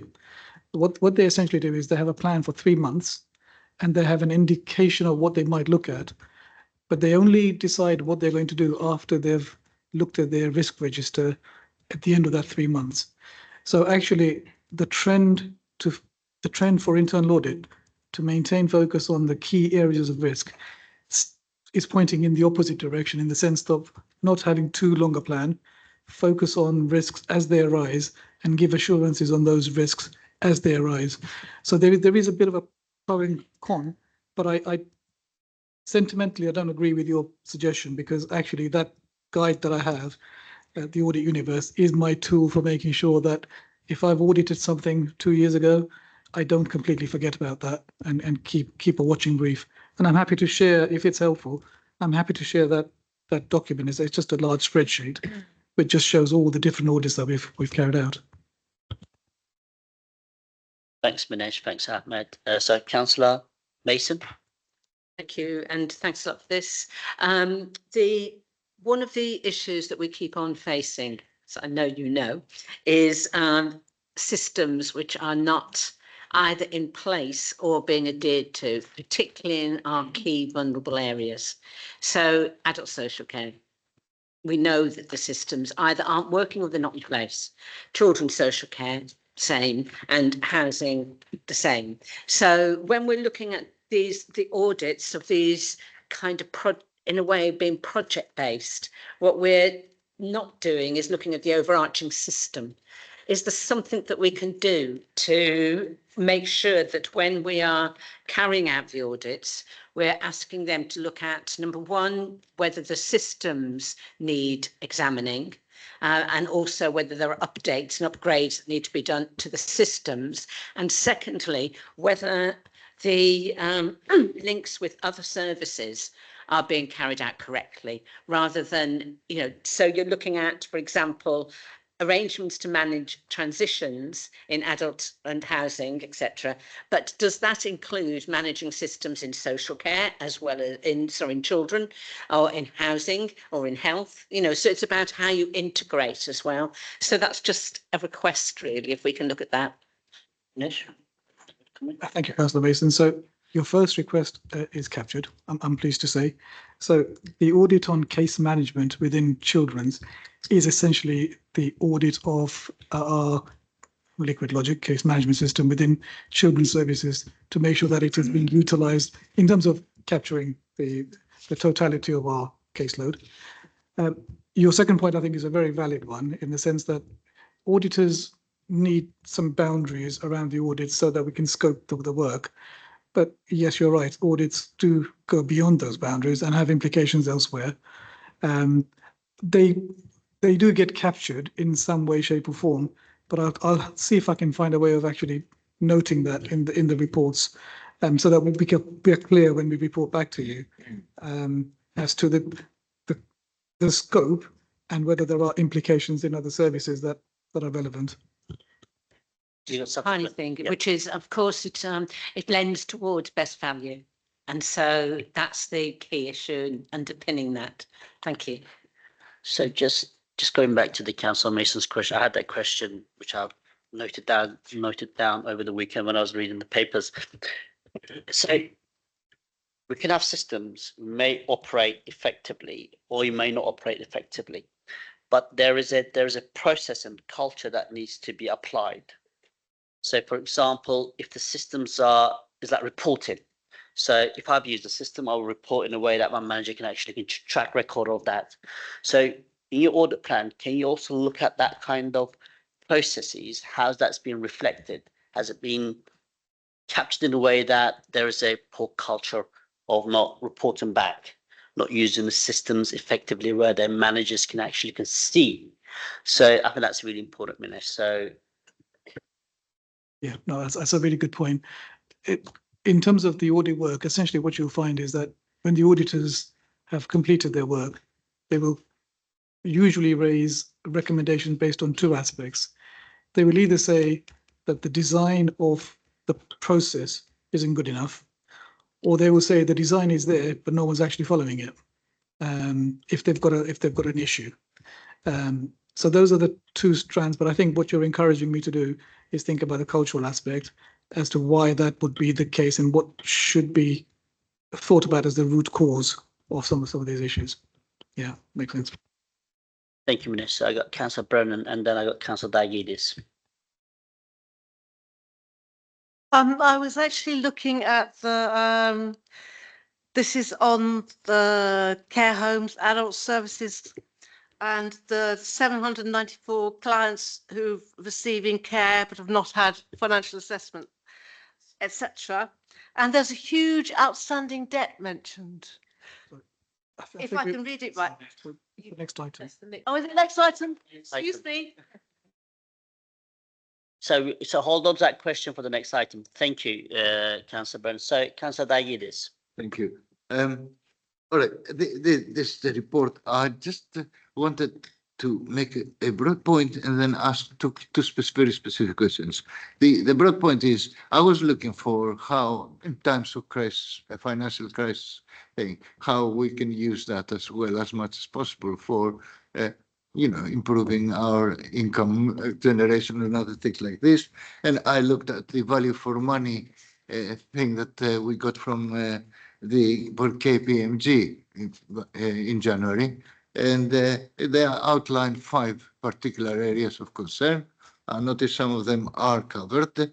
We have covered in any case around social housing, about void rates and other things of that nature. Another one was about the commercial property we just talked about now, that whether we're doing it, we're handling it right, it will save us money. The other one is about the procurement process. We've been dealing with them quite a lot. But the one that I was very pleased to see you have included here is obviously the council utilizes significant levels of agency staff, resulting in a risk of increased spend and all that kind of thing. So I think that it would be, so that's very welcome that it's included here. You put 15 days on it. And I was going to say that it matters as well when we would do it and how quickly. And I would like to suggest, and you tell me, that that is done straight away, really, to be honest, because that could really help the savings. I don't still see the urgency around that issue, despite of that raised again and again and again. And it's been raised now by our external auditors as well, that kind of thing. And one little point, I noticed that on page 123, we've got under the Director of Placemaking, Community Regeneration, Strategy and Management of High Road Waste Regeneration Scheme. Is this after the horse has bolted? What is it about learning about lessons or whatever? I mean, just is it necessary to be there? I think that's a good challenge, Councillor Diakides. I don't see the horse having bolted completely. I think the horse is trying to bolt. So I think we can get some value from doing an audit just to make sure that in terms of our future commitments, we are cognizant of what that looks like and make sure that we get the best value for that.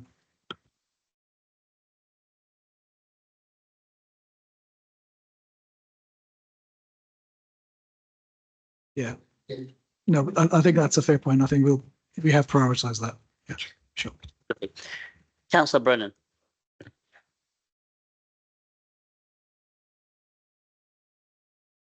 Sorry, Councillor, if you could turn on your microphone.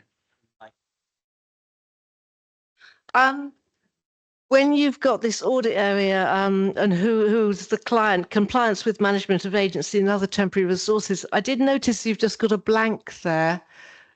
Nobody's got responsibility.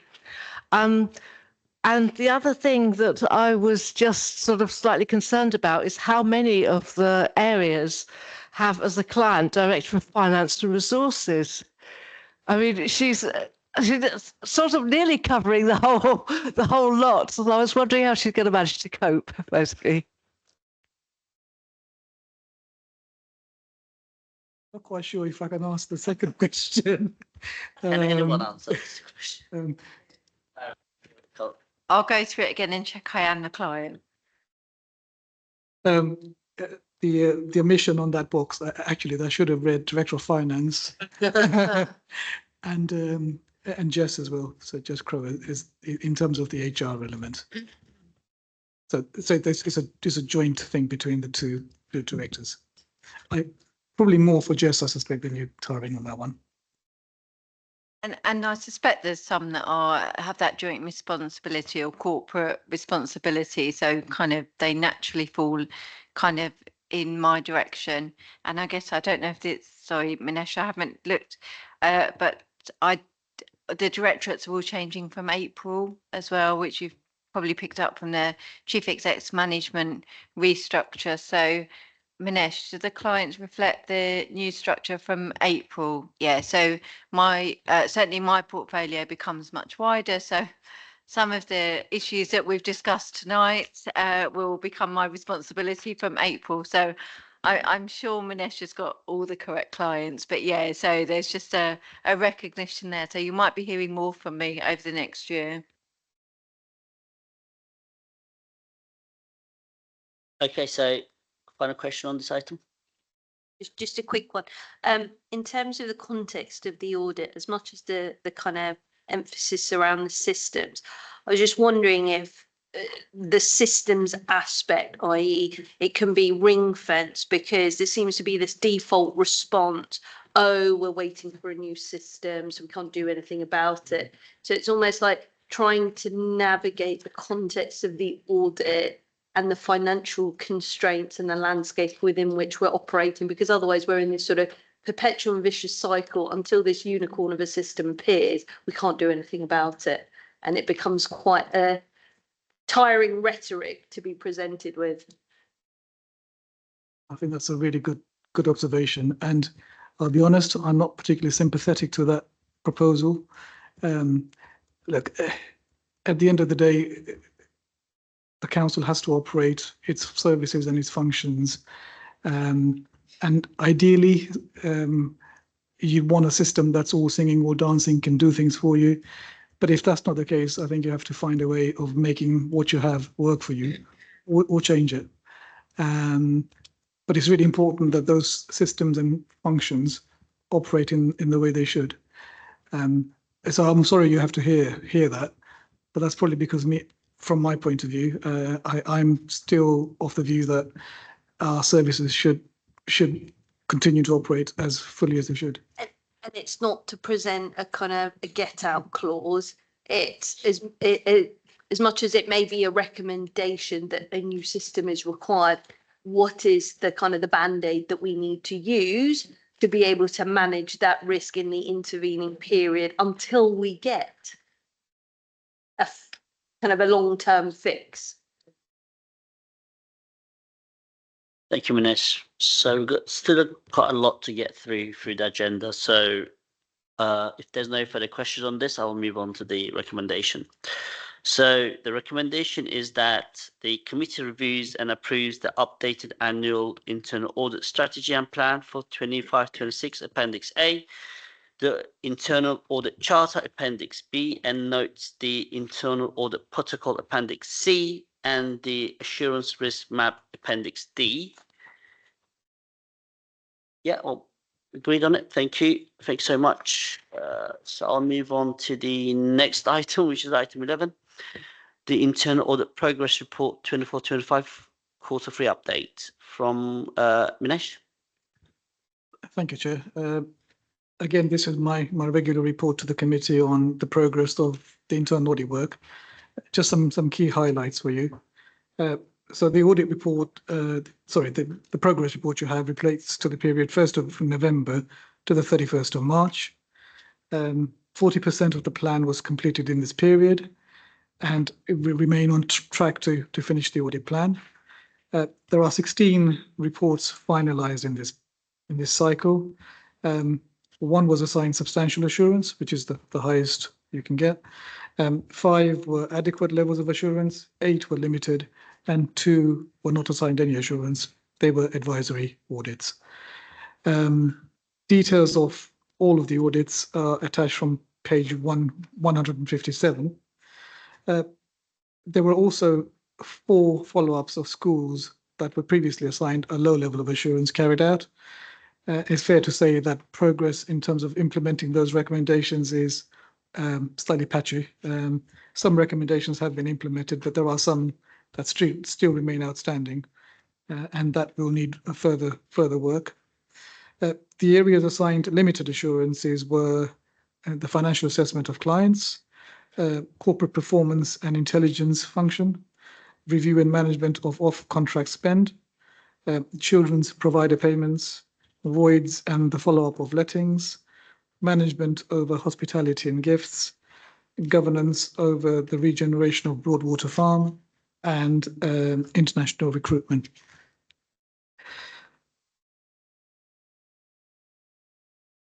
I'll pause there and take questions, I think, yeah. So, Councillor Mahbub.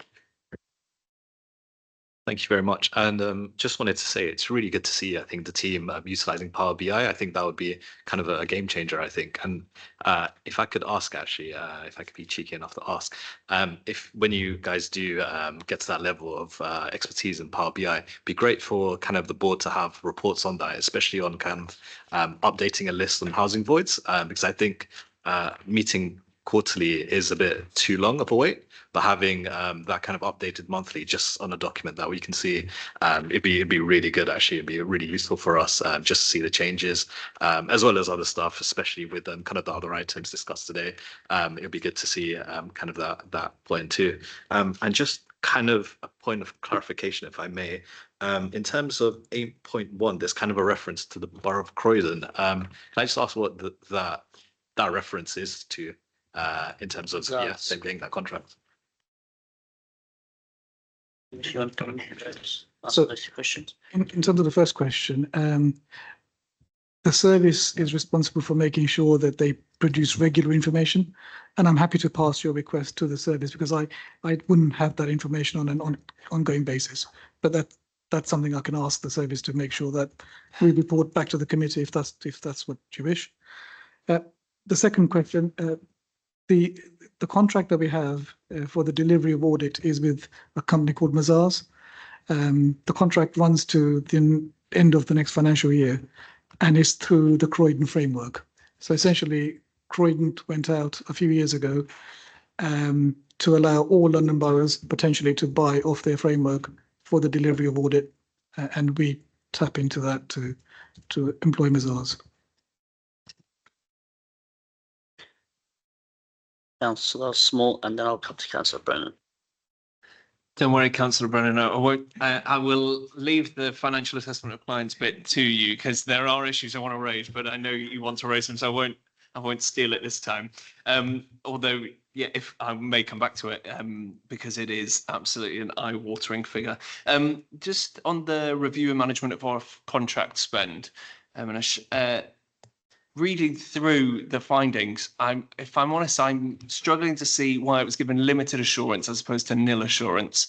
Some of the facts around 67% of cases not having a legitimate contract on HBCS, accountability not signed, budget holders bypassing the systems were very concerning. So the first is if you could explain why limited and not nil. And then the second is around, you note that there are certain measures being taken now and maybe in a future in the procurement report at the end, that there are certain measures coming into place around monthly off-contract spend reports. But the one bit of example of good practice notes that was already happening, as I understand it, and yet compliance seemed to be incredibly low or doing anything with it, that those reports are being generated and then nobody was actioning anything once those reports were generated. So I guess I have, the first question is about why limited and not nil. And the second is around, if you could elaborate a bit further on the sort of culture of compliance again, around sort of why this wasn't flagged sooner that this was going on and how it's allowed to sort of continue. And one final little asterisk at the end is one of the feedback reports that the Chief Procurement Officer explained the timing of a contract is not viewed as a priority. I didn't understand why that was relevant. In the key root causes on page 160, waivers are used to extend long-standing contracts. The Chief Procurement Officer explained that the timing of a contract is not viewed as a priority. If you have any more further info as to what that refers to, that'd be great. Let me start off with the first two, and then I'll come to the third one once I've worked it out. Yes, you're quite right. Look, in terms of assurance, there is a fine line between limited and nil. Nil assurance tends to indicate essentially a completely broken system, whereas limited is a system which is not working as well as it should do.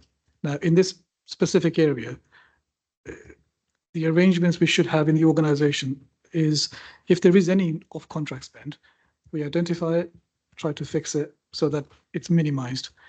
There is a system for this. There is an arrangement. There is a specific team that looks out for off-contract spends and reports it back. So I've given credit for that. The bit that's not happening is the actions that should follow off the back of that. Having identified the fact that there are anomalies all over the place, how do we make sure that those are dealt with so we don't have them again? That isn't working as well. So that's essentially why it's a limited assurance. culture of compliance. I think there is. Look, a lot of the times when I do an audit such as this, you get really upset because you find people are not following the rules. And one or two instances, I followed that up to understand what it is that drove people to do what they did. And what they found, what I found, was that actually they were trying to follow the rules, but the length of time it took for them to do what they were trying to do was inordinate. It was just taking far too long. So in fact, they were trying to do the right thing, but ended up doing the wrong thing because of the length of time. Sometimes people are fazed by what is in front of them, and they almost want to find a different, quicker way of doing something. These are not acceptable arguments. I mean, clearly none of them wash. There are processes we have, and they should be followed. But you can understand why people end up in the spaces they do. So what I think my view is that actually what we need to get to is a slicker, better process by which people can do what they need to do quickly without too many issues arising, as in without touching the sides. Essentially, just to go through the process. And I don't think we've got there. I think the root cause here is that a lot of our processes are slightly clunky. Don't always make it easy for colleagues to be able to do what they want to do in a timely way, which then leads to a lot of the issues that we find here. Sorry, just as a follow-up to that all makes perfect sense to me. I think the part I can't quite understand is that this issue feels to me like quite a big red alarm signal going off, and I can't understand how neither end saw this as an urgent issue that somebody was sort of pointing at the screen and saying, has everyone seen this alarm? So both that if the reports are being generated and then no action is being taken, why that isn't going up the chain to say, we keep telling them there's this off-contract spend and nothing's happening. And then at the other end that people are getting these reports and then doing nothing about them. And there's no line management to say, why is nothing happening on that? So I understand why it might have come about, but not why it was allowed to carry on or permitted, which I think Taryn's going to come in on.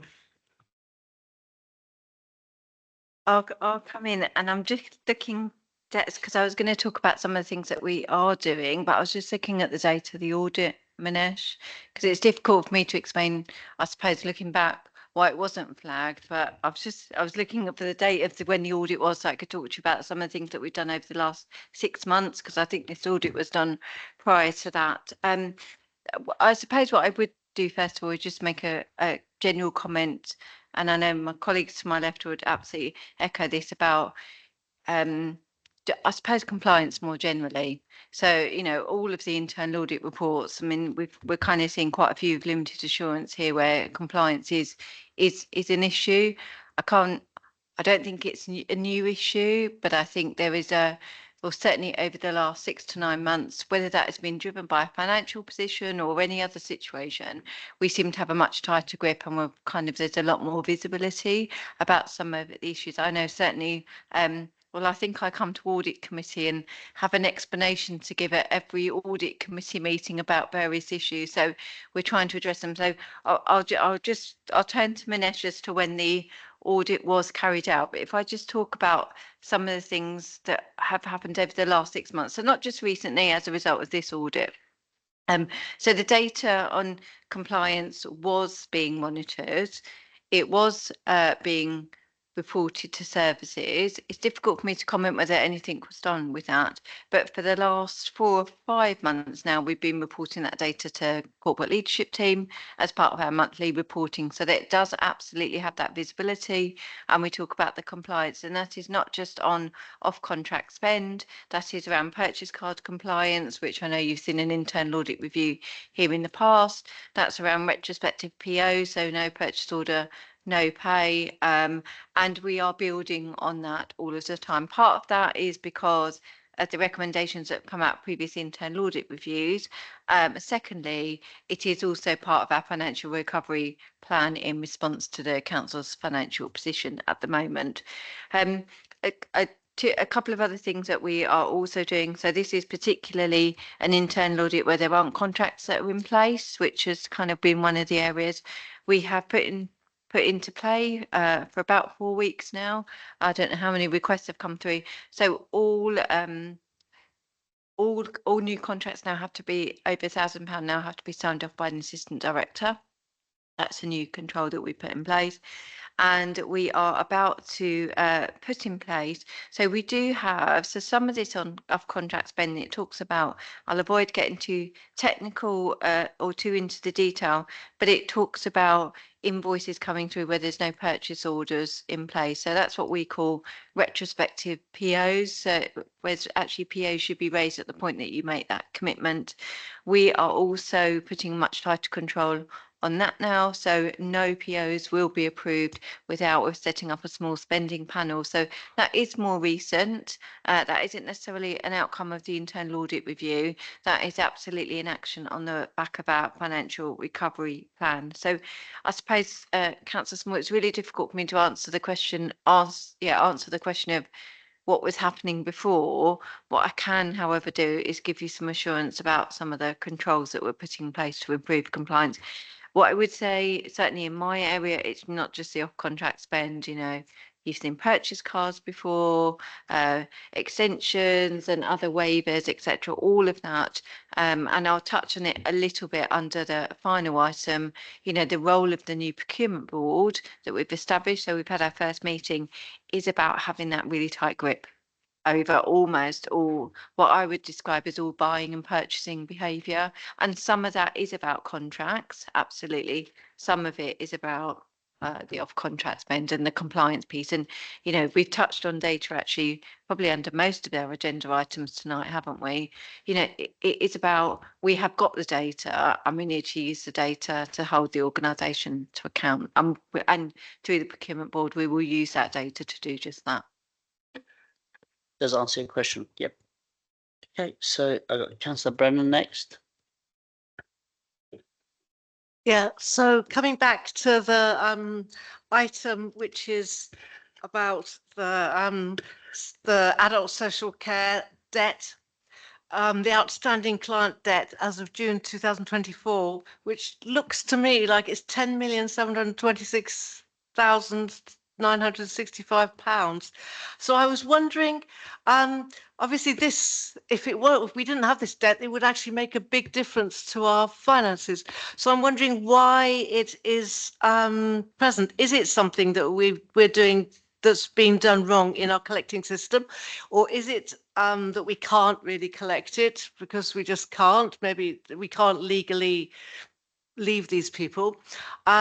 Is the fact that there's a backlog of 794 clients who are receiving care but have not been financially assessed, is that feeding into that debt, or are they on top of that debt? Thank you. Thank you, Councillor Brennan. I think the manner in which we arrange our processes for billing clients leads to the debt. Let me explain why. One of the key issues is that we don't have a variable direct debit. So what that means is that we have a fixed amount that we bill each client each month, irrespective of the service they receive. And then we retrospectively calculate what that charge should be and bill the client afterwards. So you can see how having that sort of system automatically will lead to a debt being created. And it's not just an inconvenience in terms of it not being paid for us, but the clients themselves are never quite sure how much their debt actually is. That is something that is being looked at and needs to be fixed. So I totally agree. Your question about the numbers of people who haven't been assessed, I think, is a valid one. And perhaps if this committee agrees, we can invite the appropriate service to give an update at the next meeting on not just that specific area, but generally about the management of financial assessments as a whole, because the auditors did raise a number of different areas of concern impacting many aspects of how financial assessments are carried out, including the point you raised, which is if a person doesn't engage in providing the information to do the financial assessment, are we, as an organisation, is our policy to continue providing that service, or do we somehow come up with an alternative? I think these are policy decisions that could influence a lot of the issues that have been raised in this particular report. So shall we? No, I was just going to say, can we ask for an update? Yeah, the next time.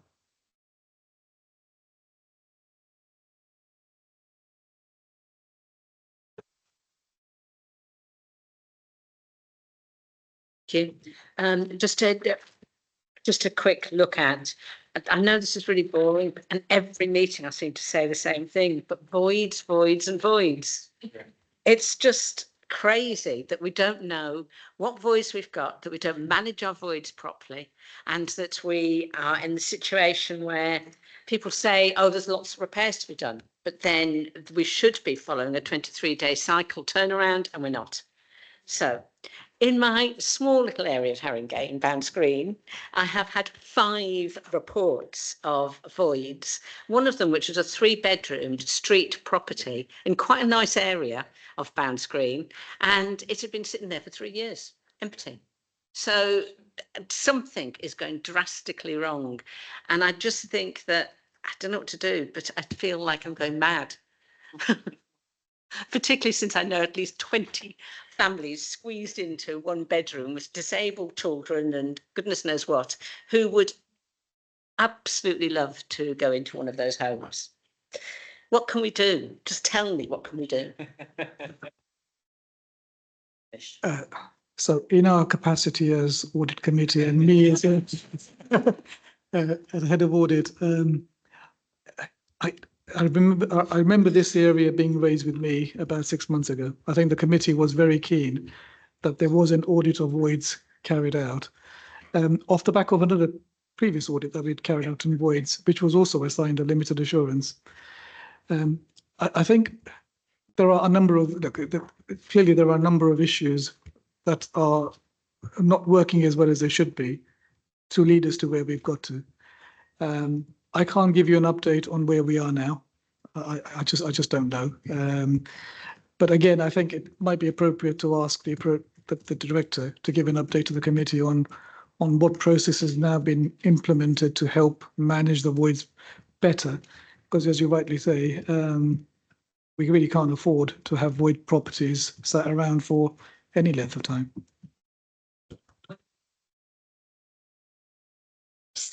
Then they just seem to be saying, actually, there aren't any processes in place. Throw the list of houses up in the air and some will drop and some won't. But anyway, I thank you for the offer, though. I think it's a good one. Yeah, thanks. I think the first thing is impressive how many of the reviews have ended up with limited assurance or lower things like this. And I think it's a bit depressing that, and I take the point Mary just made about seeing some repeated and not getting there. But I'll concentrate on one only of the ones that they have information, but it's about the Broadwater Farm, limited assurance.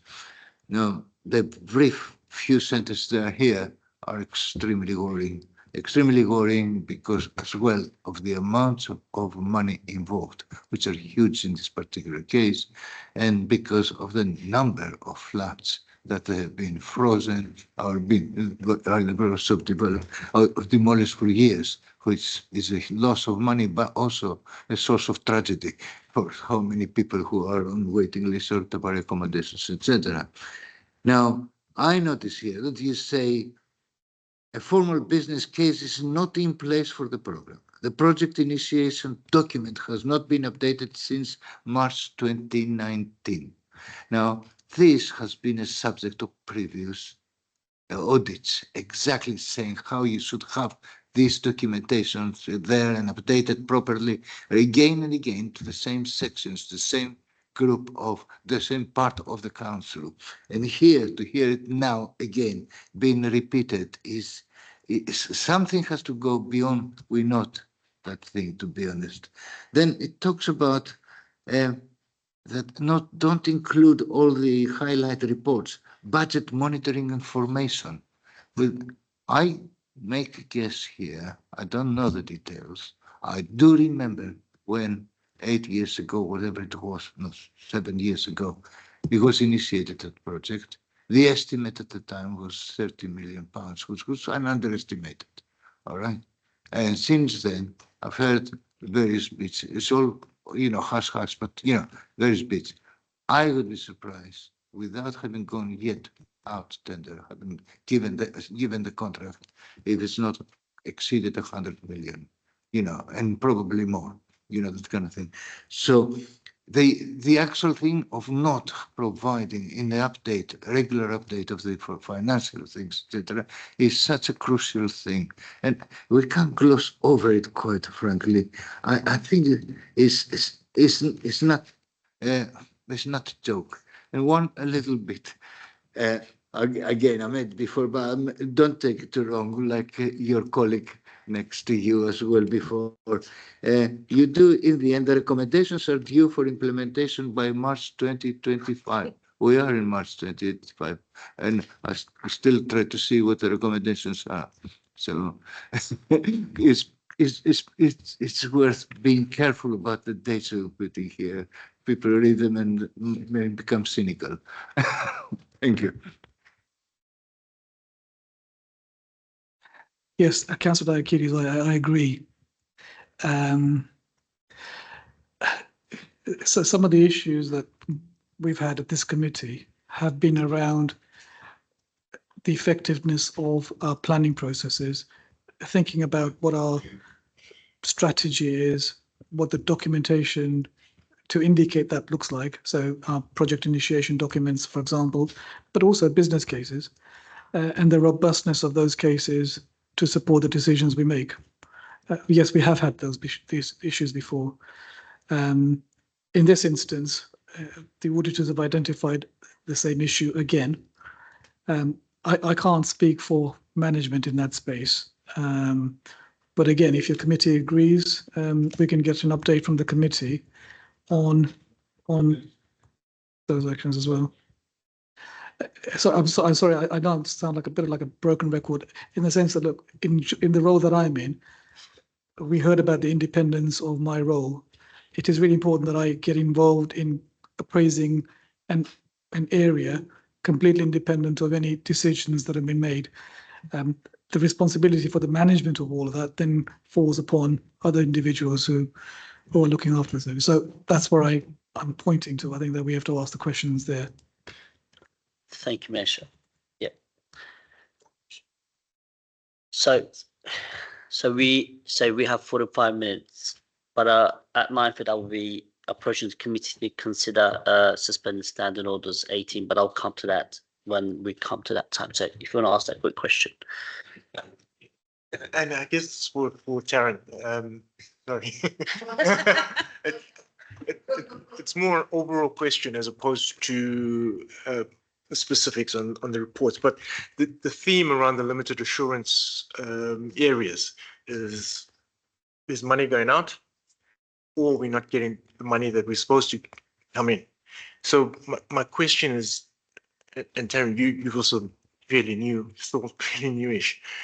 As an outsider, do you get a sense that the officers and the people working have an appreciation of where the council is from a financial perspective, and takes that into account in every decision they make or decision they don't make? Because without that attitude, these things are not going to change. And I understand that we are making improvements, but have we drawn a line in the sand now that says, well, before things get better, it may get a little bit worse, or we're not going to tolerate it getting worse from this point onwards? Yeah, so I think I'll come back on two main points actually in response. So does the whole organisation really appreciate where we are financially? I think it's probably really difficult to say that, absolutely everybody does. We have probably been talking, I mean, look, you've got used to me now, 9 months. I'm quite open and honest and transparent about the issues that we face. We've been talking about some of the financial challenges probably since last really September, October time. We do talk about the challenges a lot more. So that's both by myself, by the chief executive. You know, we're open and honest about where we are. Can I sit here though and say that everybody, I call it the finance first principle. Can I say that everybody that is making a spending decision or an income collection decision is absolutely got finance at the forefront and our financial position? Probably not yet. So, but that's okay. We're on a journey, and would I have expected it? Probably not. We have put the organisation on emergency response. So what that means is that we have what we call gold and silver arrangements in place, which you would put in place if you have a major incident. So best example is that they were in place with the COVID pandemic. So it's about gold and silver. And I think the significance of that, so we're literally very early days at the moment. The significance of that is that you have a whole organisational response. So we have developed a financial recovery plan, a response and recovery plan. And it's not my sole responsibility. It's an organisational response. So everybody does play their role. So I feel like we're taking all the right steps, but we've still got a way to go. You know, the ambition is that we don't use as much as we need for that 37 million, that we are in a balanced budget position for 26-27 without exceptional financial support, and we've started to rebuild our reserves over the kind of medium term. So, you know, that's the ambition, but we've still essentially got a way to go. So I can't sit here and give you an absolute definite answer, but I feel across the organisation we're putting, you know, the compliance and the tight corporate grip and the spending controls and the organisational kind of response, we're putting in all the right steps to give us the best possible chance of success.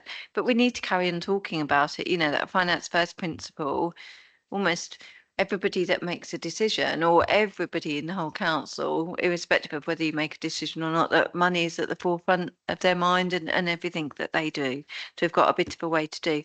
I just wanted to make a more general comment, given that we're in audit committee and we're looking at Minesh's internal audit plan, is that, you know, second, as part of that, it is also about the whole organisation recognising the importance of internal audit function, around the importance of the internal audit review. So, you know, quite often, you know, the idea of there's quite a few limited assurances is that we're targeting internal audit at the right places where we've got the concerns and the risks. So, you know, don't get me wrong, we would want to see some more adequate and substantial, but equally, if I was sitting here, if we were sitting here with Minesh's Q3 report and they were all substantial, I'd almost be worried at the other end of the spectrum. So, but what we do need, what we are doing, and kind of Minesh and I've got slightly different roles in this. You know, Minesh is the independent, you know, chief internal audit officer.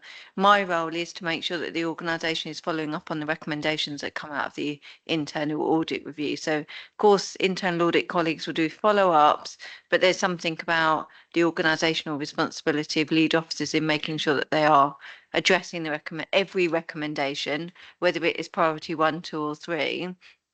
Every recommendation, you know, we all do management responses, you know, a number of those are mine, but actually it can't just be a management response that's written at a point in time and then looked at again. We need to be honestly tracking the progress on that. And that is almost, it's picking up quite a few of the questions that were coming up today. It's only then that you start to get the real assurance. So we're looking at that, aren't we, through dare I say a system? Sorry, but please take that in the, you know, successful system implementation about having a proper tracker of all the recommendations that are coming out, that, you know, whether it's you here at audit committee that see, whether it's corporate leadership team, whether it's using the directorate teams, it needs to just be part of business as usual. So I hope, sorry, that was a long-winded way of answering your question, but hopefully it gave you a gist of where we are. Yep. Thank you, Tyrone. So I'll say if there's no questions on this item, I will read the recommendation. So the audit committee is recommended to note the audit coverage and follow-up work completed. Agreed? Yep, thank you. So before I move on to the next items, we've got 1, 2, 3. Yes, so that's also action and noted, right? Yep, yeah, okay. Thank you, Councillor. So before I move on to the next item, I would like to move a motion to suspend the standing orders number 18, so we can hear the rest of the items after 10 o'clock. I don't think that we're gonna able to hear all of the items by 10. Can I just move that motion? Is that agreed? No, so there's standard order 18, I have to suspend, so the meeting can continue after 10 o'clock, so we can finish off the rest of the items. After 10, so no, maybe 10, 15 minutes. I don't expect 2 hours, no. I think 10, 15 minutes, so we can complete the rest of the items, okay? It's also up to the committee how, how much time you want to invest in it. Okay, so item number 12. Anti-fraud and corruption progress report quarter 3 24-25. Can I now invite Vanessa Bateman to introduce the report? Item 12 is the standard quarter 3 report format, relates to the work of the in-house fraud investigation team. Section 14 of the report updates on proactive work plan. I think as I've sort of flagged in previous quarters, the reactive work that for the team continues to hinder progress with some of these proactive planned assignments. Tenancy fraud work, right to buy, straight money laundering work, and the Blue Badge project has still continued within the team. The KPI for property recoveries is a little bit behind target at the end of quarter 3, but the quarter 4 outcomes are looking really positive. We are sort of finally seeing a bit of momentum gathering some of the processes in housing to recover the properties. So I obviously track on the back of, specifically on the back of cases where the fraud team have been involved. There's also only 11 properties still to be recovered from a proactive project we did in 23-24 around void properties. Squatting has been a new sort of area of work and risk during this financial year. To be fair, it's more from the audit and risk perspective than fraud, although we do acknowledge that key selling is recognised as a really inherently high risk fraud risk in housing. So the investigators do look at squatting cases as they arise. Employee cases have increased in quarter 3, and this is mainly due to a spike we're experiencing in polygamous working or dual role cases. So we continue to sort of work on those. Thank you, Chair. Thank you, Vanessa. Is there any questions? So Vanessa, I got a question. After suspending standing orders, that I've just so page 179, death list information. So this is a bit of a complex area. How does a council get that information in terms of stopping the services? So how does that work? So the death list information. So for example, if somebody's died and they receive service when they shouldn't, how's that information captured? Which method is used? For example, if somebody dies in abroad, for example. Okay. So there's a sort of a tool called Tell Us Once that residents can use to inform the council. There are other death lists that come from sort of registrars and things that get shared across the organisation. We also, when I do next time, there'll be a bit more of a fuller report around NFI. Within the National Fraud Initiative, there's lots of matching of our data to death records. Abroad is much more challenging. It really is. It just the nature of the data isn't held and it's available to us, and that is a risk in certain areas that we find. The team has got mechanisms to support housing if we have suspicions, but we would probably be picking those up through, you know, maybe a tenancy not being used, abandoned, or not being used as main and principal home, or us identifying unauthorised occupants with it, and then investigating where our actual tenant is. And it is quite often that a tenant might have gone abroad later in life and left family members paying the rent of the tenancy. But yeah, the work the team want to do is, what we've noticed is sometimes there's different information coming into different teams. It's being used in different ways. Again, naturally, I think we have seen a bit of an improvement in this, but quite often we find that council tax has got different information from different places, and it's not looped through to housing.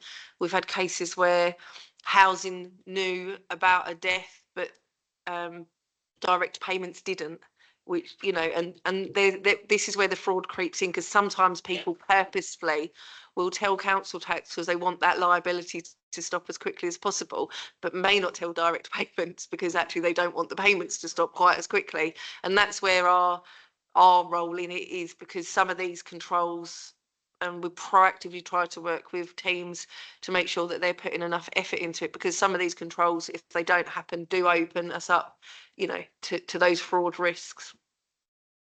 Thank you, Vanessa. Is there any questions? Councillor Mason? Thank you. Under the 14.2 and procurement due to a fraudulent activity.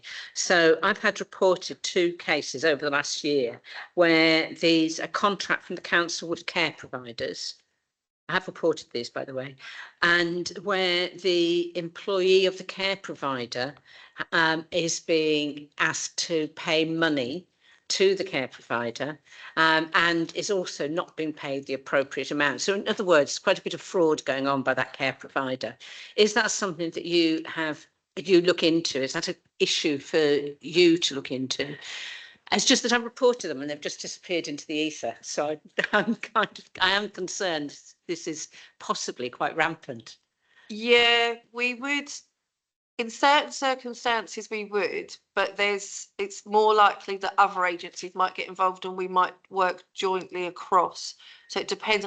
I'm not ringing any bells in my brain about 2 different cases. I've got one that I'm thinking of, but we did do a bit of a joint investigation across. So that would have been sort of Care Quality Commission, our commissioning team who manage the contracts with any providers that we have a direct relationship with, and then us, but we were very much in the sort of background on that one.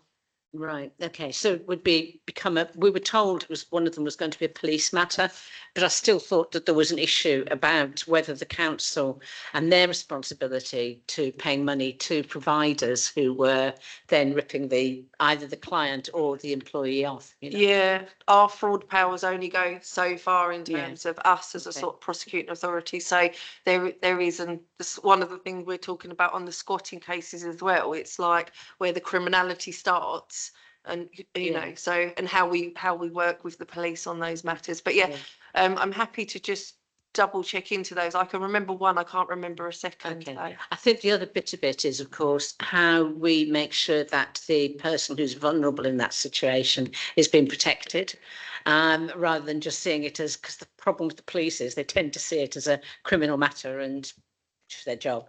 But we also have some complexity around making sure that the clients are protected as well. Yeah, and then what the commissioning team do, they go out and do quality audits in terms of our providers, and what some of the things they're looking at are they do look at employee files, HR files. That's how they get some assurances around what people are being paid. Plus, obviously, from a council perspective, we want to make sure those people have got the right to work and proper DBS checks. So there is a team that goes out into providers. Okay, that's good. However, it's a small team and it's a lot of providers. Okay, thanks a lot. Thank you. Thank you. Thank you, Vanessa. So just for clarity, so page 182, 15.17, Void Properties Project Update. So on the second paragraph, there's 69 cases identified by IA. Internal, okay, fair enough. All right. They basically did a project to look at cases in council tax which had a probate rating, which means council tax know that the person has died and then looked at whether housing knew and were acting on that. And then we're just tracking those ones through and tracking them separately though to the other recoveries. Thank you so much. So if there's no questions on this item, so the recommendation for this item is the audit committee is recommended to note the activity of the team during Q3 of 24-25. Is that agreed? Thank you so much. So I will move on to the next item, which is the update corporate risk register. Can I now invite Minesh Jani? Thank you, Chair. This is a regular paper to the audit committee, updating the committee on the corporate risks of the organisation. The last paper you had was back in October, and this paper with the attachment of Appendix A, and there is a version that you can read attached to the papers as well, sets out 11 corporate risks that have been considered by the leadership team. At paragraph 6.2 on page 186, there is a diagrammatic presentation of the profile of the risks. You'll see that 7 of the 11 are in the red area, indicating that they need attention and need to be looked at. At paragraph 6.3, there is also some analysis of the changes since the last version of the risk register you saw, which essentially is around, the changes are around the scoring of various residual and future risks and the timing of implementation of some recommendations. Just as an additional point, I think at the last meeting I indicated that there was a new system that we were procuring to maintain all our risks in one place. That system is being implemented now and will go live from the 1st of April. And we will then use that system to generate reports for this committee on a regular basis. If I could just spend one minute explaining the risk register template, because I think it's a relatively new document to you.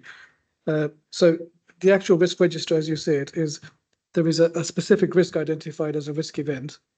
The risk is scored then on a scale of either impact and likelihood, and that's from 1 to 5. So 25 is the highest score you can get.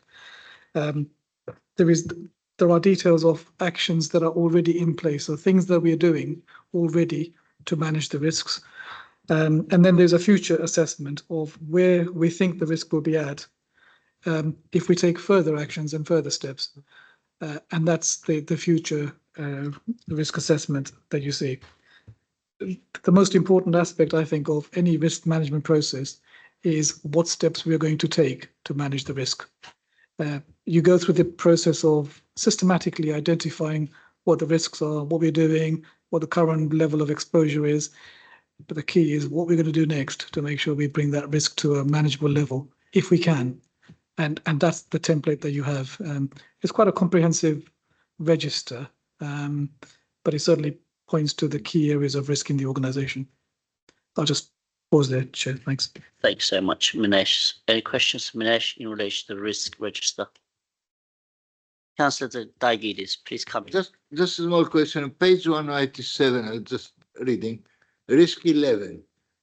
Say failure to investigate arrangements for the proper management of council property, including commercial, etc. The implementation date has been changed from 31st of March 25 to 31 to 26. What does that mean? What implementation date, etc. And is it that high, the risk? You got it as severe and possible, but we're messing on that very crucial and so visible place, subject. Thank you, Councillor Diakides. Yes, so what this means is that when the risk register came to the committee last time, the implementation date for the actions, the future actions, was shown as the 31st of March 2025. Now that the risk has been refreshed, management have reassessed the timeline and have shown the implementation to be the 31st of December 2026. When we found out that there was a fire risk, what we did is we shifted the date rather than increase the effort to deal with it. Is that, do they understand it right? Not so much the higher risk, it's more the timeline. So in October, the service had indicated that they will complete the actions by 2025. Now they've reassessed it and indicated they'll complete by 2026. And I need to bring that to your attention because it's a significant change. Thank you. Is there any further questions? Councillor Small. Thank you. I was going to ask a question about the risk 2 and the increasing from the future risk on the transformational change from 8 to 12. But looking at the corporate risk register, it's actually on the register, it's maintaining at 20. The future risk is 20. So, and that looks unchanged. That's a really good observation. Let me go back and have a look at that. Just, it would be useful to know because if it has changed, why it has changed, or if it hasn't changed, what the confusion is. But okay, Yes, no worries. Thank you. That's a really Reyes, you had a question, and Rennie. I'll come. No, well, Rennie, sorry. and then it's fine. It's fine. It's fine. You go first, Rennie. Just a quick point of clarification on risk 11. Does this link into the reference in the commercial property item that we had earlier in terms of the new systems that are being implemented? And if so, that paper referred to March 26 rather than December 26. Thank you. I'll have to ask the service. to Yeah, clarify no, it'd that. be helpful to clarify. Thank fine. you. Yes, you had a question. Yeah, and I think it's just, I've spoken to Manish about this outside the meeting, and I think just for clarification for the rest of the committee. Normally what I see when I look at risk registers, I see what they call the inherent risk for a risk area, which is the risk profile without controls, how you would have assessed it with nothing involved. And then you move to your current position, that is based on the controls you've implemented, this is where we now sit, and that's where we want to be. And the reason why I think it's important to somehow filter into this spreadsheet is for us as a committee to see what the worst case scenario is and how far or close we are to that worst case scenario, because that also defines the frequency of how often we want assurance on that particular area. So it's just something for consideration. So, in relation to the system that you mentioned, will that facilitate that kind of indicators, like produce that kind of report? Let me find out if it can. The thing to note is that, look, even just using that first risk as an example, the inherent risk, i.e. if we did nothing about that risk, would still be 25. With all the things we're doing, it's a 25. And everything that we can do, it will still be, I think, coming down to 20. My point is, I think you could use the risk table to inform where potential risks may lie, but actually through the work that the committee has been doing and all the discussions you've had, you've got a pretty good idea of where the risks actually are already. So in terms of your residual risk, it's almost like, well, okay, we know what the residual risks are. What can we do to try to manage those down? Because there may be others out there. I think Riaz makes a really good point.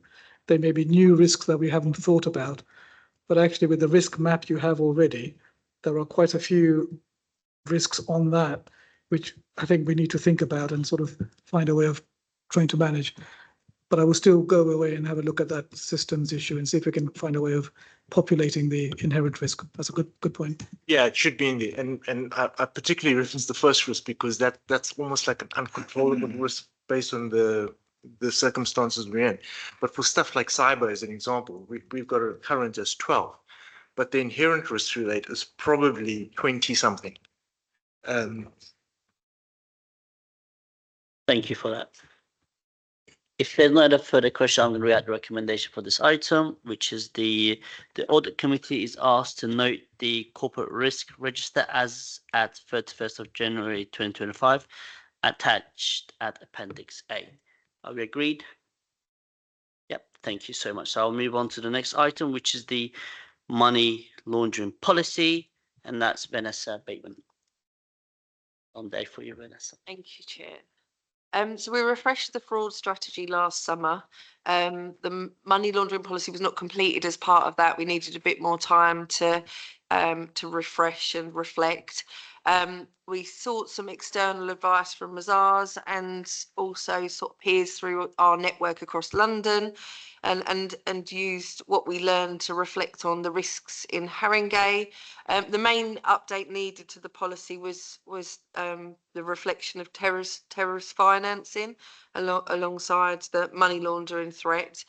Although councils generally are much lower risk and not directly regulated, it's part of our wider financial policy. We need to comply with the sort of spirit of the legislation in this area.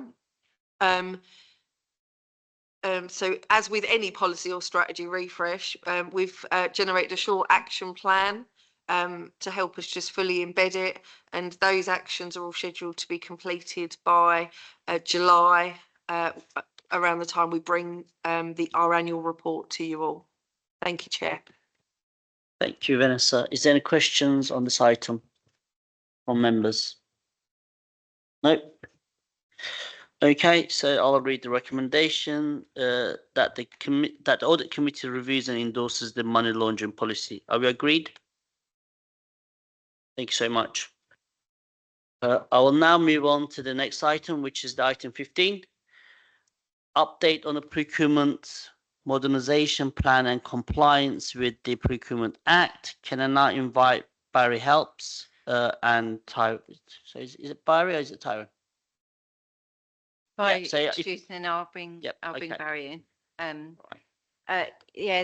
Thank you, Chair. So the report in front of you. So when I first came to you back in July of last year, we said we would bring you a fuller update on essentially all things procurement. We were talking to you at the time about the implementation of the system, but the discussion that was had at that meeting in July, actually, we felt it was helpful to give you a much wider update in terms of the modernisation plan for procurement and some of the changes that we put in place. So apologies, first of all, that the report is only coming to you. I probably should say is a lot has happened since that date, including the Procurement Act. The new Procurement Act was implemented on the 24th of February. So what the aim of this report to do is to really give you, in particular, an update on the actions that you raised back in the meeting in March of 2024, and particularly some of the relevant data on the contracts that you asked for within the first section of the report. In section 7, we then go on to give an update on the Procurement Act and our compliance. So the Procurement Act became live on the 24th of February, and the report, particularly in paragraph 7.2, provides an update on some of the changes. There are particular ones that I would just draw your attention to. So the first is under, so we're on page 209.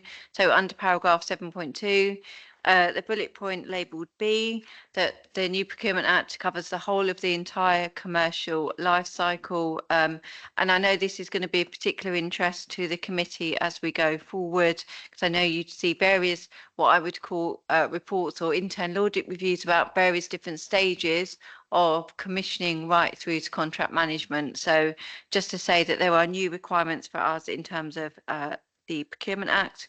The second that I would draw you to is point E on that page, which in particular, and I think we've highlighted this before, the significant increase in transparency requirements and what we have to publish for every procurement that we undertake. 17 notices, I think, for some of our larger contracts. So that is a significant shift, I would say, for the council. And I suppose just picking up on the earlier agenda item around the Q3 and the off-contract spend, you can probably start to see that some of the requirements under the Procurement Act that are coming into play is that, look, all of the requirements should have been best practice and what we should be doing anyway. Actually, some of the requirements are now law, and therefore our compliance has to improve to be able to comply with the Procurement Act. The second, the very final kind of change that I would particularly highlight is the publication. So it's on paragraph G, and in particular the publication that we need to do on KPIs associated with some of our contracts. So again, I think that is a real shift for not just Haringey but across many local authorities. So paragraph 7.3, so as I say, the Procurement Act came into effect back in February, so about 4-5 weeks ago, losing track of time. So we are compliant. We are pleased to report that. However, with any change of this scale, there are some improvements that we want to put in place over the next 12 months. Particular one is that we are compliant, but there are quite a few manual processes that are done, particularly in terms of the transparency notices that would be done by Barry's team, that we want to get to a position that we have automated those. A couple of other updates that I just bring to the Audit Committee's attention. So under paragraph 7.4, we have updated our contract standing orders to reflect the requirements under the Procurement Act. They went to Standards Committee last night, so Barry's had 2 evenings in a row, and they go on to full council for approval on the 24th of March. A new code of practice, so contract standing orders absolutely spell out around the processes and how we need to do things in terms of procurement processes. But for me, I would describe the code of practice as almost like an officer toolkit. So again, picking up on some of the improvements and the compliance and that we want to see across all services. So we will be updating our code of practice and doing extensive comms and engagement with those that are involved in all aspects of what I would call the procurement life cycle. I mean, the one thing I just did want to say, it's mentioned a couple of times in the report. So under the Procurement Act, we are required, Barry will correct me if I get any of this incorrect, we are required to publish a pipeline of all contracts that are due, that are over 2 million in value. So I think we should strive for higher than that. And so the work that Barry and I are doing, and we've made significant progress over the last 6 months, is about to have a full pipeline of all of our contracts. So again, linked to the previous item, we absolutely want to have much tighter control. Makes up 55% of our spending on contracts. It's really important with the financial position that we're in, and it's good practice. We should know when our contracts are coming up for retender. So we won't be stopping at 2 million. We'll be doing, essentially, we will aim for 100% complete register. And then the final, and sorry, it's like we've got 2 section 7s. I don't know if you picked up it. The second of your section 7, which is headed up wider procurement modernisation plan. We just wanted to give you some updates in terms of the wider changes that we're doing across procurement, the revised staffing model that we've got in.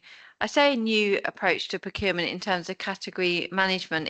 It's probably building on what we've got at the moment. We're not starting completely from scratch, but it's essentially an approach to improving the route to market and better value for money. It's used extensively, and I think Barry he can share with you if you've got any questions, but certainly I'm familiar with that approach. It's about trying to move away from lots and lots of individual small contracts and having much more of a strategic approach in terms of how we approach the market.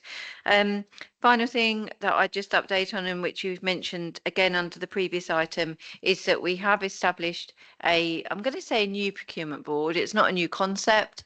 We did have a commercial board before. We have done a bit of a reset, so it's a new procurement board, and they will, chaired by myself, will have a complete oversight of all procurement activity, including various gateways as we go through tender processes, right from getting some assurance over the commissioning arrangements that have been put in place, because I'm a believer that by the time you get to procurement stage, you may well have missed an opportunity to do something differently at the commissioning stage.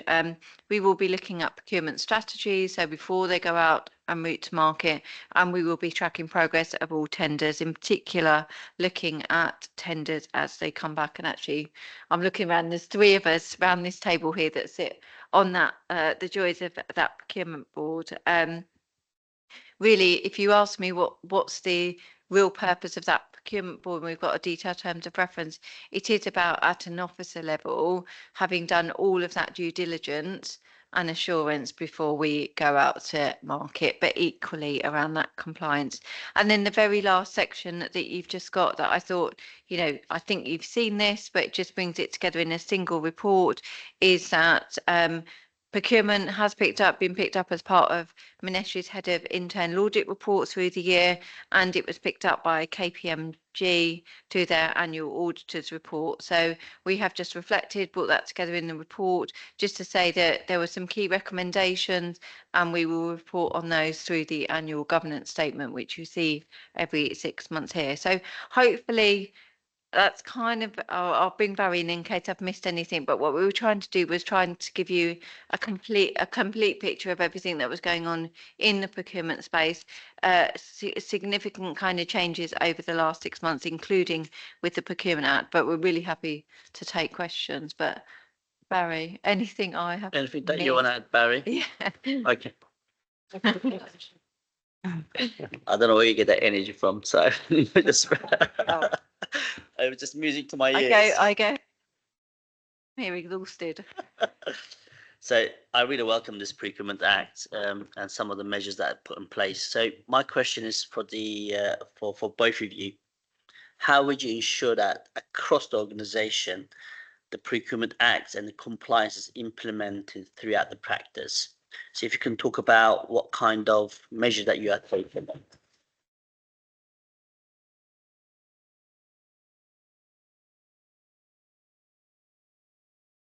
On at the moment. So no, that's fine. So I think the first thing to note is that all of the procurement staff are now accredited practitioners in the Procurement Act. So they've all gone through the central government college and taken the courses that are required to become accredited under the Procurement Act. Myself, along with 2 other officers within my team, are advanced practitioners as well. So we've gone through deep dive training, specifically in terms of the Procurement Act. For the wider organisation, we have had in place now for a couple of weeks ongoing training programs. So we run 3 times a week for the next few months at least, training sessions in terms of an introduction into the Procurement Act and picking out the salient points that really they need to be aware of in terms of their procurement and commissioning and contract management activity. We do specific focus sessions and we also do certain things with perhaps care. So the care team, for instance, they have a lot more other considerations within the Act than other parts of the organisation in terms of what they need to think about going forward. So we've got bespoke sessions for them. So we're running 2 a week for brokerage team and commissioners. And then going forward, as of next month, we are starting to introduce the refresh contract management training so that we can bring the organisation up to I'm going to say a better standard of contract management, understanding what their obligations are under the Procurement Act, but also introducing best practice, which is aligned with what they do in central government. So there's a whole new raft of training material and templates being rolled out over the coming months. And then there'll be an ongoing program of training for the organisation for the foreseeable future. It will just probably be on a more reduced scale. Thank you, Barry. So I got Councillor Small. Thank you. I guess my main concern is around compliance with the with all the new changes. The new changes sound very positive and indicate sort of more channels of which to check on oversight. However, there were previously existing channels that should code of practice, etc., that should have been followed and weren't being followed. I don't quite understand why we expect the sort of cultural shift now just because it is there is a sort of additional legal compliance, or because officers are providing more oversight that there is a bit more correcting of work that should have already been going on. Report after report has sort of indicated serious lapses in adhering to previous guidelines and regulations. But I think the modernisation plan sounds good, but I think I can't speak for the rest of the audit committee, but personally, having that assurance that that is going to be adhered to, the trust in our procurement processes that the team are going to adhere to them, for me personally, is pretty low. And I think something that as an audit committee we have to stay on top of over the coming months, as this is a big period of change. The questions I have are, what assurance you can give us today that the manual workarounds that we're currently implementing around the Procurement Act are going to be effective, and that oversight will be secure enough to make sure we're on the right side of the law. But second, there is a lot of the modernisation plan which is about future processes, and from what I can understand, excuse the simplification of this, but there's a lot of carrot and not much stick in terms of the consequences for officers not following our proper procurement procedures. That they effectively should be doing that as part of their job anyway, without any oversight from anyone else needing to come along and check their work. I'm low on trust and looking for some kind of surety that actually these plans don't just sound good, but they actually do have some meat on the bones. Yeah, I'm happy to pick that up. So just in terms of providing some assurance, so as part of the modernisation programme, we've done a restructure within strategic procurement, and that involves the introduction of policy and sustainability work stream, which has compliance within it. So I now have a compliance officer within strategic procurement who is actively looking at some of the areas that have been previously picked up in audits around, multiple contracts going to certain suppliers and for lots of different spend, etc., that are going to individual suppliers. So that's one aspect. In terms of the manual workaround. So we are centralising, the other thing is we're centralising all procurements above 25,000. So previously my team only managed procurements above £160,000, which meant that there was a lot of activity being done within the services that may not be fully familiar with all of the processes, policies, procedures, etc. So by bringing that in, the team that will be managing a significant amount of the expenditure will be following compliance. And on top of that, my compliance officer is even monitoring the compliance by my team, as well as what's out within the organisation. We have already established a regime that monitors the transparency requirements under the Procurement Act to ensure that we are following the procedures under the Act and to ensure that the council is remaining compliant going forward. So I now have a monthly meeting with those officers, and we go through a structured set of data that gives me that compliance information and that going forward. So I think it's not ideal that we've got manual workarounds, and hopefully later on this year that will be automated. But in the meantime, we're staying on top of it to the best of our ability at the moment. Thank you. So, Tara, you want to comment? Yeah, thank you, Barrett. And just to add a couple of points, I think on the compliance piece, the data is there, isn't it? And we are now using the data to tell us where, because we need to try not to make some broad assumptions about the whole organisation and actually nobody is compliant, which probably we were doing before, whereas actually with the data now that we're using, and Barry's touched on how he uses the data and his category managers can use that data to have those conversations with the services. We can look at that data in procurement board. We can start to hold people to account. We can do the targeted a targeted engagement with people where it's needed. Barry's touched on the over 25k. Is that the right approach or is that not? Actually at the moment I do think it is the right approach for the organisation to have a really tight grip to strategic procurement, so no contracts can go out that's over 25k. The spending controls that we put in place as part of the emergency response to the financial position, they probably will be in for 25, 26, but actually that's not a long-term sustainable solution. You want to get to a point where compliance is part of business as usual and you kind of don't need to have these really intense controls in place.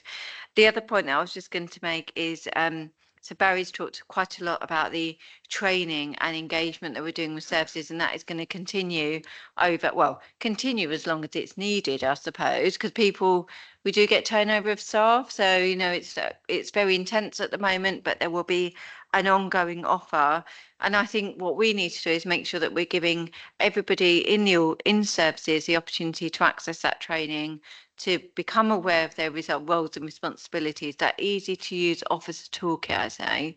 And actually, if there is still non-compliance, then the consequences do need to be considered. And we're probably not doing that at this stage, but equally, have we done enough training and communication and kind of roles and responsibilities? So that's the work that we're going through at the moment. And then the last point I'd say is, and it almost goes back to the update that we had before the committee meeting started about that first line of defence, second line of defence and third line of defence. We also need to make sure that, particularly what I would call, and Manesh and Vanessa will correct me if I've got it wrong, but almost that second line of defence is there as well for that compliance. So whether it's the procurement team, whether it's the finance team, I've got a range of what I would call enabling services that sit within our portfolio that need to be the eyes and ears for each other. So if there are areas of non-compliance that we don't rely on procurement colleagues to identify, or somebody, that actually we are looking at where some of those triggers are and just understanding why. Like I say, sometimes it's a training need and a communication need. So, we are putting in, I think, it's quite right for you to say to us, come back and tell us how it's going in 6 months or 12 months time. I suspect we'll be talking about this for a long time yet. So we feel like we're putting all of the right steps in place and the mechanisms in place. We've just got to now do the monitoring to get that compliance, but equally take the action where there isn't the compliance, once we've understood why the non-compliance is there. Okay, so, well, I have to close the meeting before 15:15 because if you can send a written and we will, because the officer needs to leave to catch her train. Okay. If you can just send us a quote, because officer has to leave and I can't do. If you can send us questions, we can raise it with the service. Okay, so the recommendation for this item, the audit committee is requested to note and discuss the information contained in the report. Agreed. Thank you so much. So this is the last meeting for this municipal year. So thank you so much for all members and for officers for their valuable contribution. And the next meeting will be in July. Thank you.